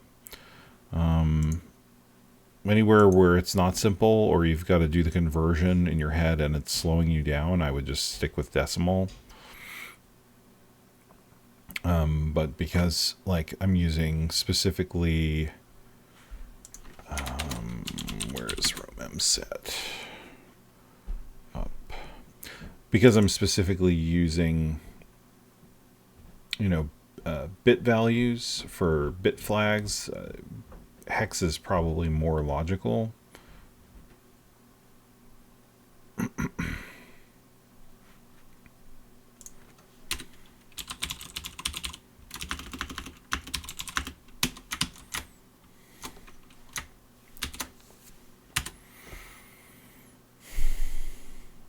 I mean, yeah, you could just do it with hex.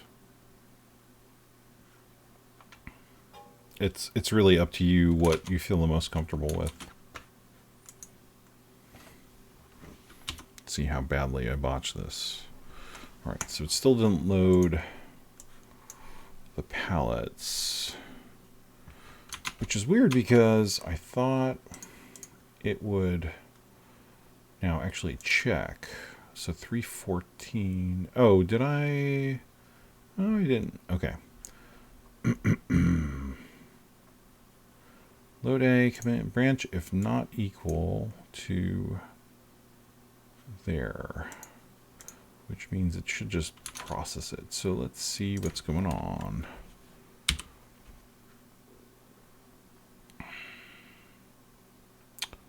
Where is load level? There it is.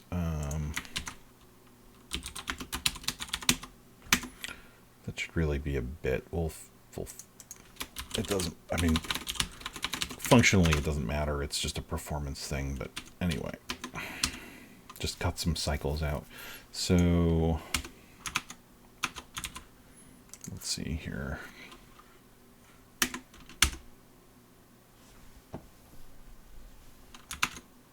Interesting. Why is that? Is it because we are...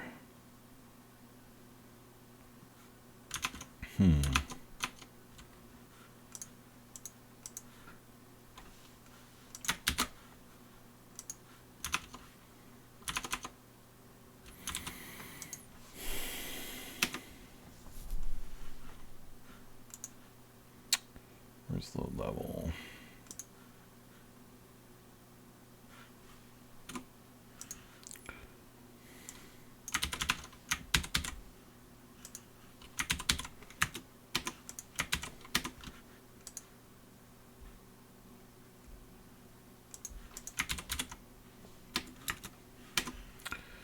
Do this, store the background mode. Let's just step through here.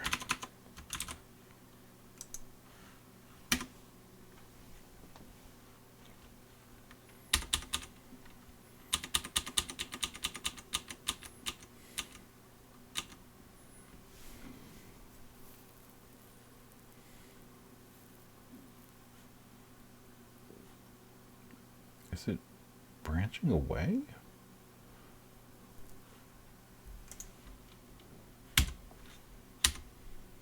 Skip camera screen adjustment. No, okay. So it's setting that up. It's doing our increment. Load a row mem, store, increment, level mem, blah, blah, blah. Oh. Come on, man. That's not what I want you to do.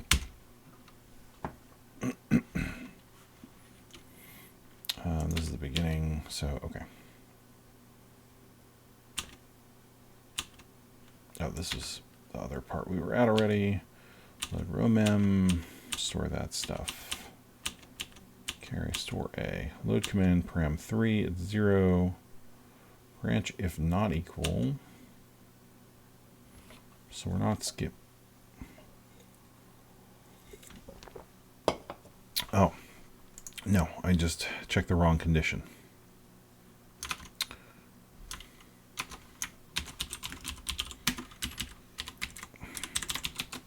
We actually want to do it. We actually want to do it in this case because it's 0, not the other way around, which is what I mean, so then it did what it was supposed to do in that it didn't load anything. Okay, cool. So we got that. Again, we're going to just kind of verify our base behavior here, which is that it should scroll through and go to repeat scroll without any issue, and then go back to the map scrolling without any issue. That was too fast for me to see. I'm pretty sure it was fine. Yep. So now we're going to go back to, it should revert to regular map scrolling, which will hopefully work without any issue because now we won't be updating the palettes.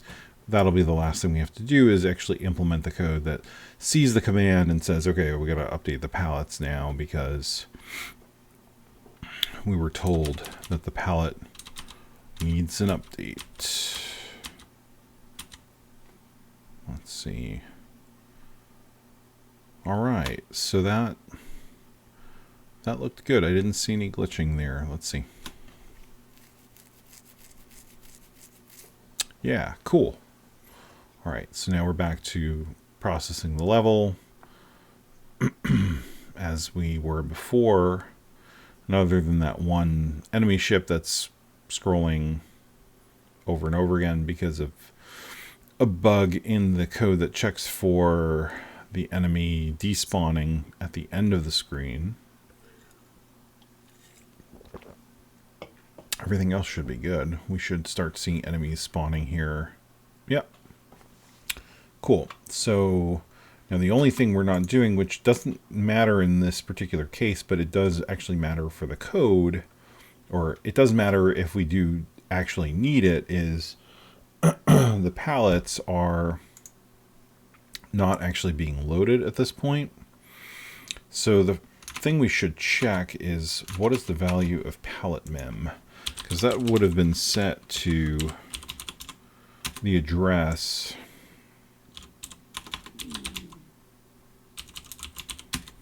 So 667 has A51C. A51C, these are our pallets. Excellent. So these are the map pallets, and then these are the sprite pallets. So really what I want to do, I think, is, well, I don't want to do that. I was going to say we just take the code that's in here, but the code that's in here is messy because it it is dealing with operating in the constraints of this subroutine. So what we can do is we can go into this and we can say,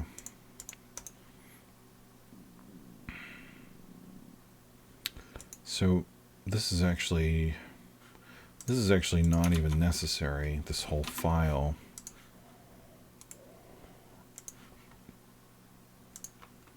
Which is great. What we want to do is we want to check for updating pallets. And this is actually pretty straightforward. So I don't know that this needs to be a subroutine.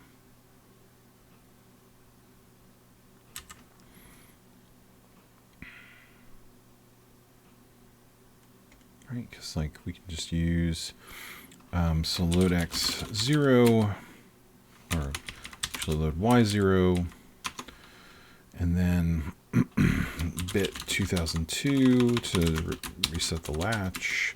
Load a 3f00, sorry, 3f stored into 2006. Load a 00 stored into 2006.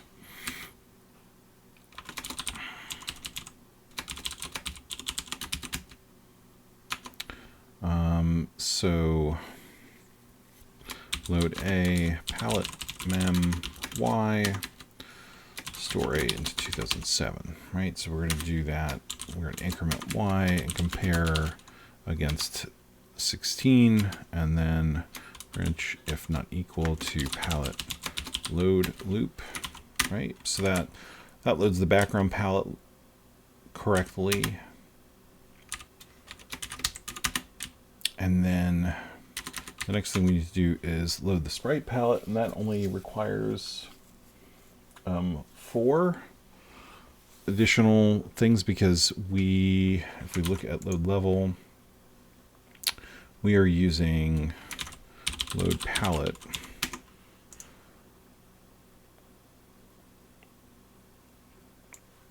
And we just have to tell it that it's a sprite palette by using this bit mask, the 80.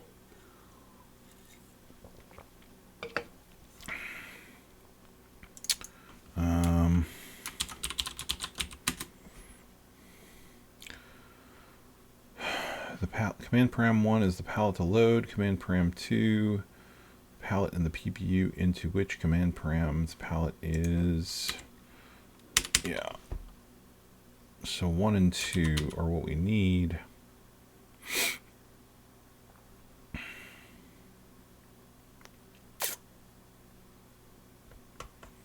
The only thing is that we should store those values in case we need them later on. So load a command param 1, push a command param 2, push a, and then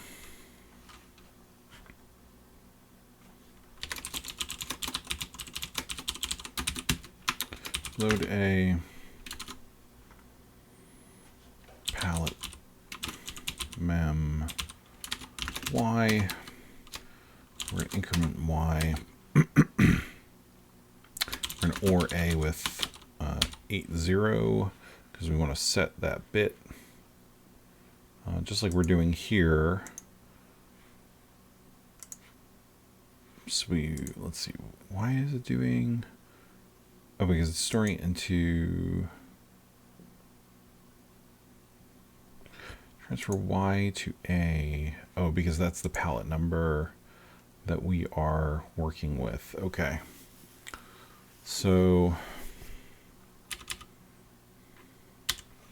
store that into command param1, but let's do this. Right.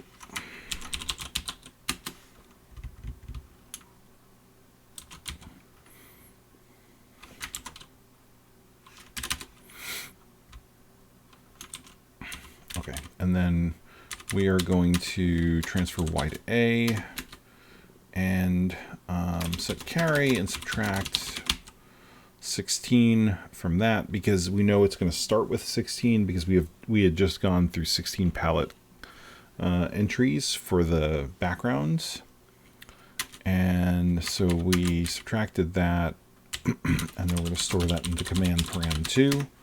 This should be command param1, and then we're going to call jump subroutine load palette, and then we're going to increment y and then compare to 14 hex and branch if not equal to sprite palette loop. I think that's everything. We're loading the value of the palette that we want to load because these are indexed palettes. These are different. We're then setting the bit because we know that load palette requires this bit set for palettes for sprites. So then we're storing the command param1 because that's the one that we actually need it in. We're transferring y to a so we can subtract 16 to get the palette index into command param2.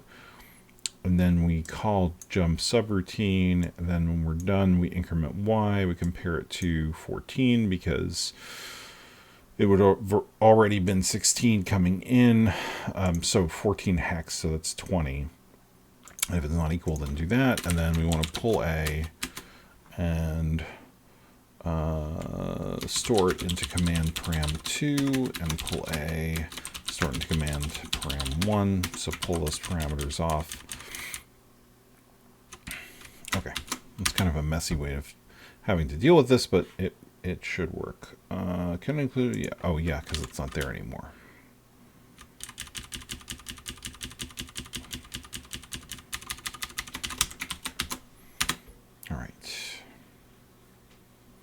Range error. I hate range errors.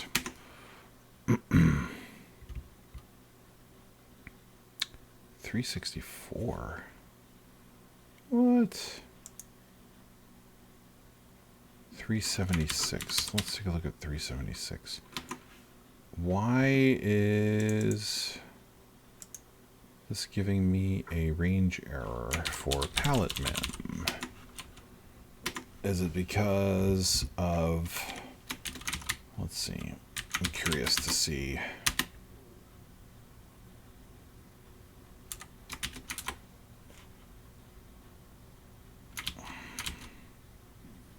This is the 0 page. Does it have to be in the 0 page?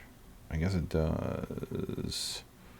That's weird, though. I don't remember that restriction. Let's take a look at 6502 opcodes here for a second. Load A. Oh, okay, yeah. So that's got to be a 0-page address. And that's absolute.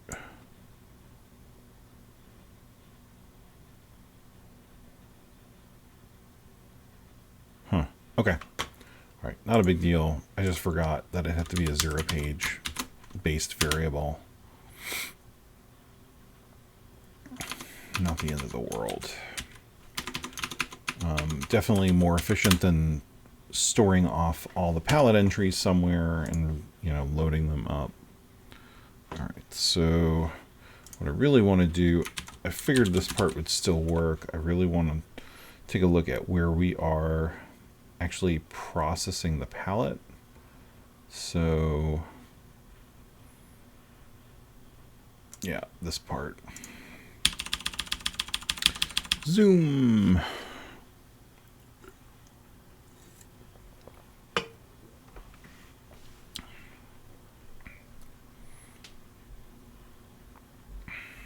So that worked nicely, very smoothly. I don't care about this attribute problem right now. We can always fix that another time. It shouldn't impact anything that we're doing in terms of building the levels, as long as we always keep that in mind, that that's what's going to happen. So we should be coming up to the regular map here soon. I think once we get to this point. Yep. All right, so we have the command for updating the palettes. And so palette mem is now set to A51C like it should be. So we are going to initialize Y. We're going to bit 2002 to reset the latch. And we're going to loop through and update our palette memory. So it shouldn't change anything because the palette for this map is the same as the previous palette. But that could be not the case, as we move forward. So that's why I wanted to implement that. So we're just going through and literally looping until we get all the way to the end of all 16 updates. And then, this is okay, but why did that change? Because I did compare instead of compare Y, palette load loop. So this is an easy one to make a mistake. It's compare Y, not CMP, and that's going to be true here also. That was a dumb mistake.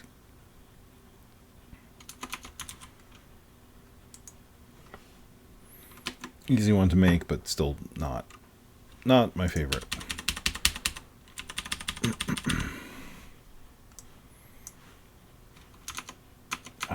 We can close the PPU viewer. Does that help anything here? A couple of the memory tools. We can close the profiler. So we're just closing windows so that it reduces the strain on the emulator while we're kind of zipping through all of this, hoping that it will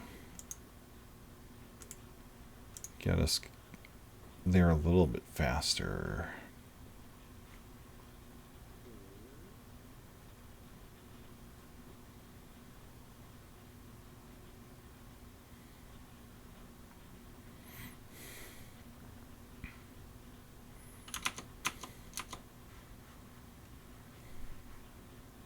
Okay, so let's go back to the palette viewer, and if I just go down to this breakpoint and look at the palette, this palette is now correct the way it should have been in the first place if I'd compared the right things. And then we're going to load and push, and then we're going to load the values, and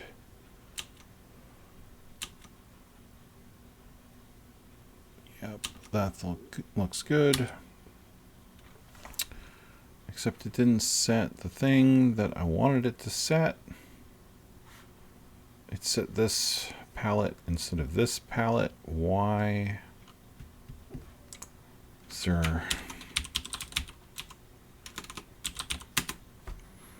Command param the palette to load. Command param to the palette in the PPU into which command param. Okay. Oh, because I did it to the wrong dang thing. Ugh. Right idea. Wrong implementation. Okay. So it's the second parameter that has to be bitwise ORed, not the first parameter. Okay. Which makes more sense now that I'm thinking about it, but obviously I messed that up. And what we'll do, it's kind of a final thing for this. While this is running through, I'm going to grab my EverDrive.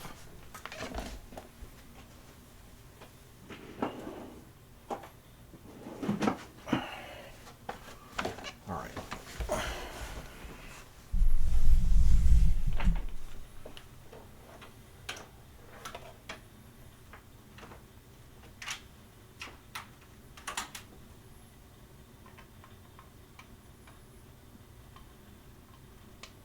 So I've got the USB cable hooked up to the EverDrive.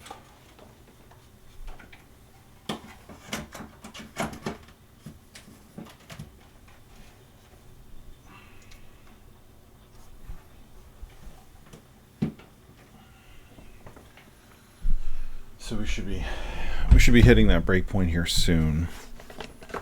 And once this looks good, we'll try it out on some real hardware to wrap things up.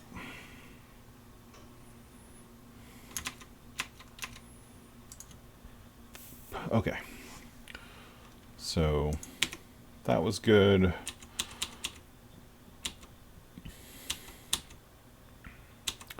We do our subtract, and then we do the bitwise, and we set the palette there, and that looks good.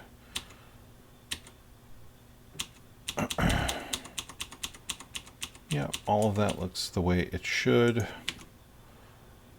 Nothing got changed there that alarms me. So now we pull command param 2 and pull command param 1, which we had pushed on previously.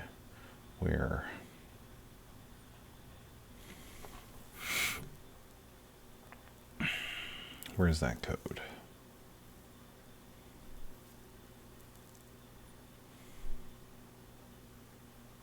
Wait.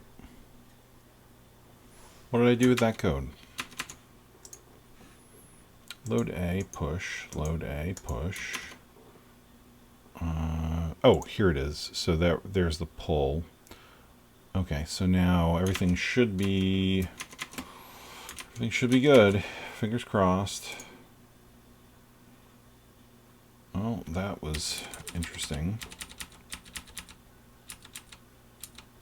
What happened there? How did that mess up our tiles?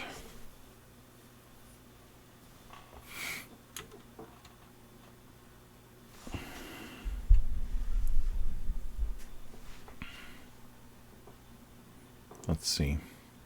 Was it a performance thing? Was it a code thing? I thought we were so close.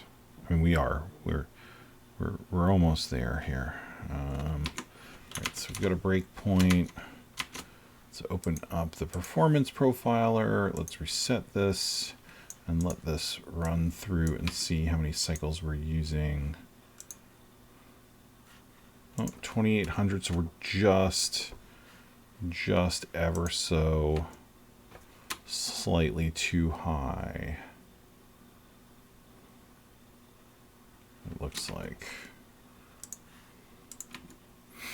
because we went from 1674 to 2812. I'm going to assume that it's probably some nonsense with load palette. Where's the performance profiler? Load palette 174.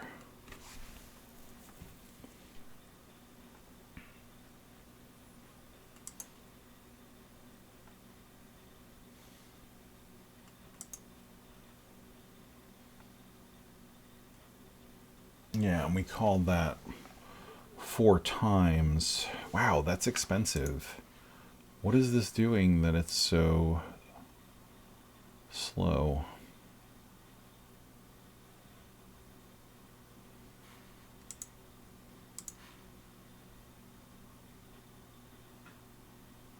You know what? I'm gonna leave this out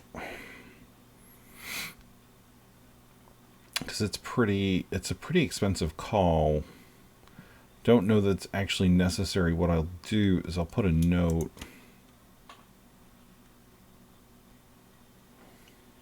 Put a note that says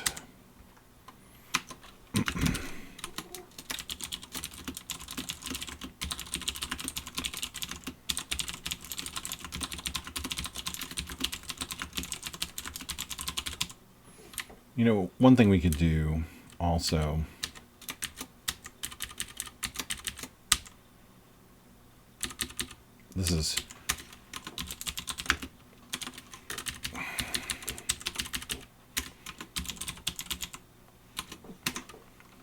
this will also help us is we're going to just force it to repeat as an unrolled loop. So this is going to be faster than doing the comparison. And then we're going to skip the sprite updates and see how we're doing here. That should give us enough cycles back that it's not a problem.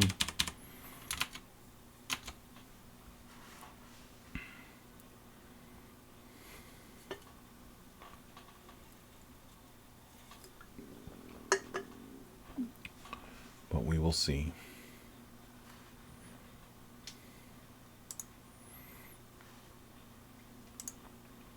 So we can see that process object is called the most, but we're only using about 29 cycles for it. Check player collision is the next most, 78 cycles. Update controller, 115 cycles. So this is pretty good. Like our stuff that we're calling a lot is pretty inexpensive. Even NMI. Oh, it worked. It worked. We went too fast at it. And we passed it. All right.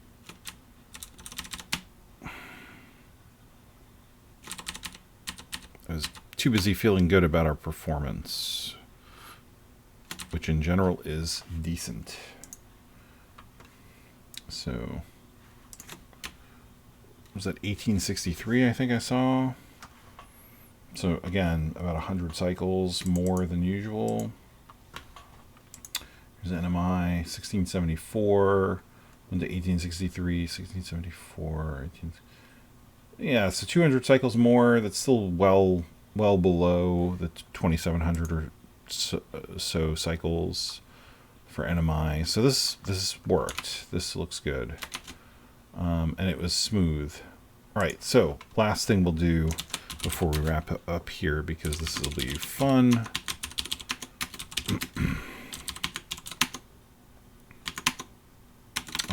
I need to. Hold on, I gotta switch to the right view here.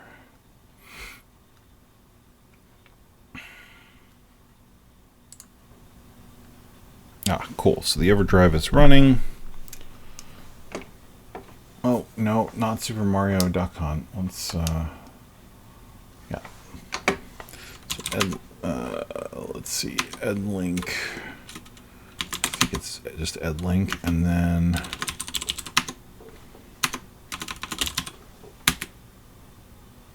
yeah, cool. So that's coming from the EverDrive through my Analog NT, Analog NT Mini, and there it is.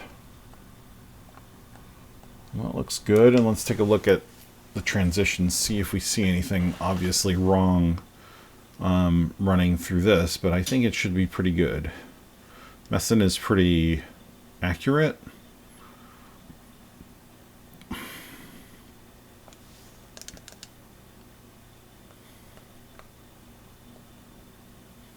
Ah, oh no. Died already. How embarrassing.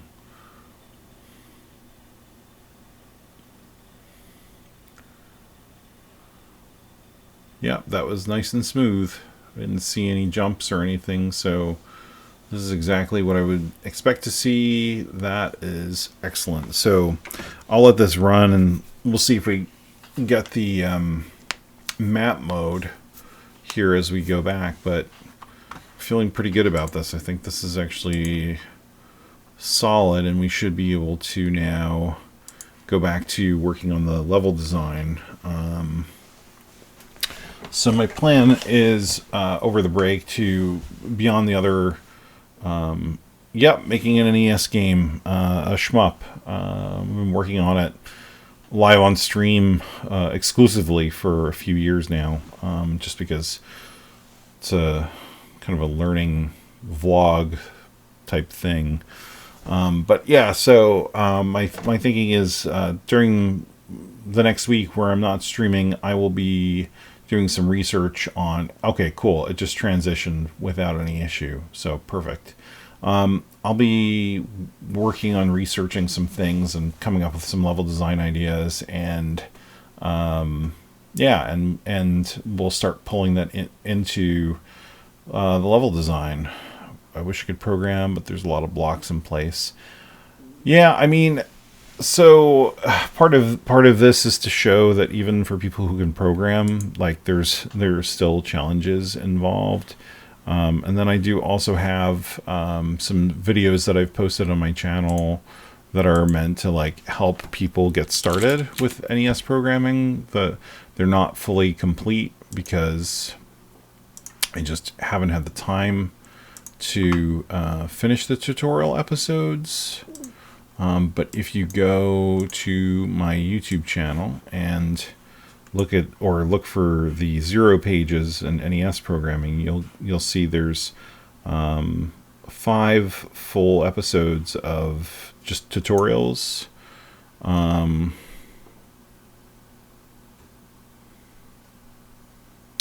I mean, it starts literally at like how do you get the assembler installed, and then it goes through the very basics of like what's involved in programming, including explaining things like what's hexadecimal, and sort of stuff that is considered knowledge that most people who are programming would have, but like are not things that most normal people know.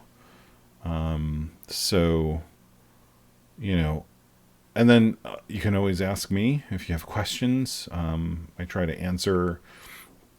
I try to answer the. Learn to count 0 to FF. Yeah, but it also explains like why that works that way, and why it's important for programming. So, but yeah, and then you can always ask me questions. I try to answer comments on YouTube pretty quickly, and this is a good sort of segue to wrapping up. But you can find me on Twitter. I'm at Clearvis, Clearvus. I'm on Discord also under the same name, unless you're trying to find me at Video Game Sage. I'm Xelius, Xelius. You can also email me, xelius@gmail.com. And yeah. Oh, thanks, Lunatrek. Yeah, those are the people generally really like those episodes. And I know that for those who are really experienced as programmers, they tend not to be. They I don't know why they look at them as being not detailed enough. But for me, for the people who are trying to get started learning, I feel like they're just detailed enough. So like I've got this NES Programming #1 episode. Definitely check out the 1.1 version because the sound was fixed in it. This one has some issues with volume. This one is the volume was normalized, so it fixes that problem. But it kind of does a high level architecture overview of the NES. But if you're not a programmer at all, 0 pages 1 is definitely the right place to start, and then 0 pages 2 and 3 and whatnot No, I didn't have a homemade computer. I wonder if you're maybe thinking of. I'm trying to think. I know the 8-bit guy is working on his own 8-bit computer.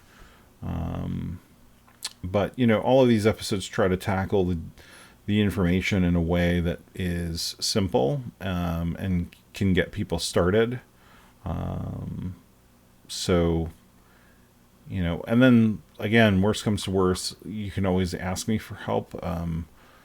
There are a number of people who are on the stream pretty regularly or watch the videos pretty regularly that ask for help. I'm happy to provide it, as much as I can, obviously.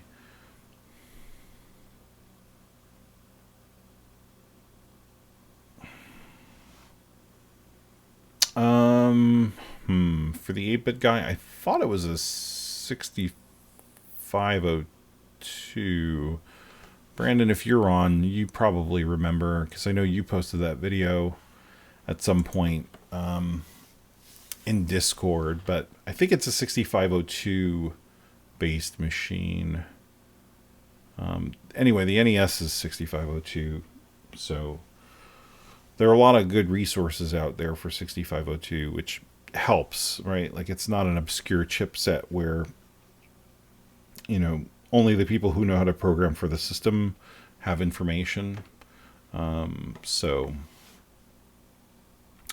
anyway, yeah, Commodore 256, if you have questions, definitely reach out to me. But I'm going to wrap the stream for tonight, and I'm going to wrap the recording for tonight and post this. But thanks, everybody, for joining me. And, oh, okay, you just got back on. All right. No, it was just about the 8-bit guy's computer that he's building.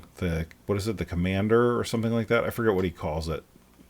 If it's a 6502. Yeah, it's 6502 based, right?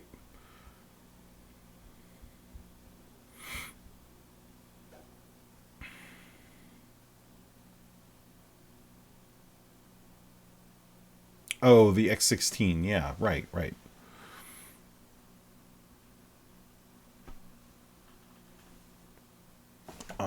Here, we'll real quick. 8-bit guy, X16.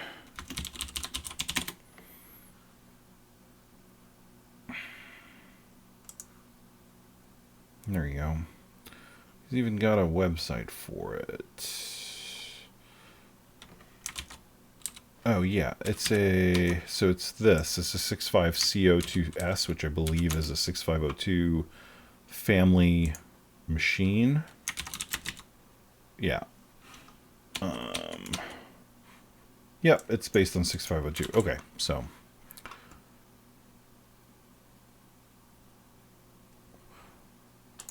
Well, I think a lot of that is coming from like the work he does on the Commodore. Like for that game, that Attack of the Petsky Robots, or whatever it is. And yeah, so, but yeah, Commodore 256, definitely reach out if you have questions. Check out the videos if you're interested. Hopefully they explain a decent amount. I have more work to do on them, but it's just a lot of work, recording and editing them. So the nice thing about streams is they just get recorded and posted. As you can tell by some of them, the length of them. But so I'm going to wrap here, everybody. I already went through my spiel of like how you can reach me. But everybody have a great rest of the week, and have a good evening, and have a happy new year if I don't talk to you outside of the stream. But I will see you again on Monday the 4th of January, same time as usual, about 9 o'clock Eastern, and we will get into level design. So have a good one. Thanks for stopping by, and take care.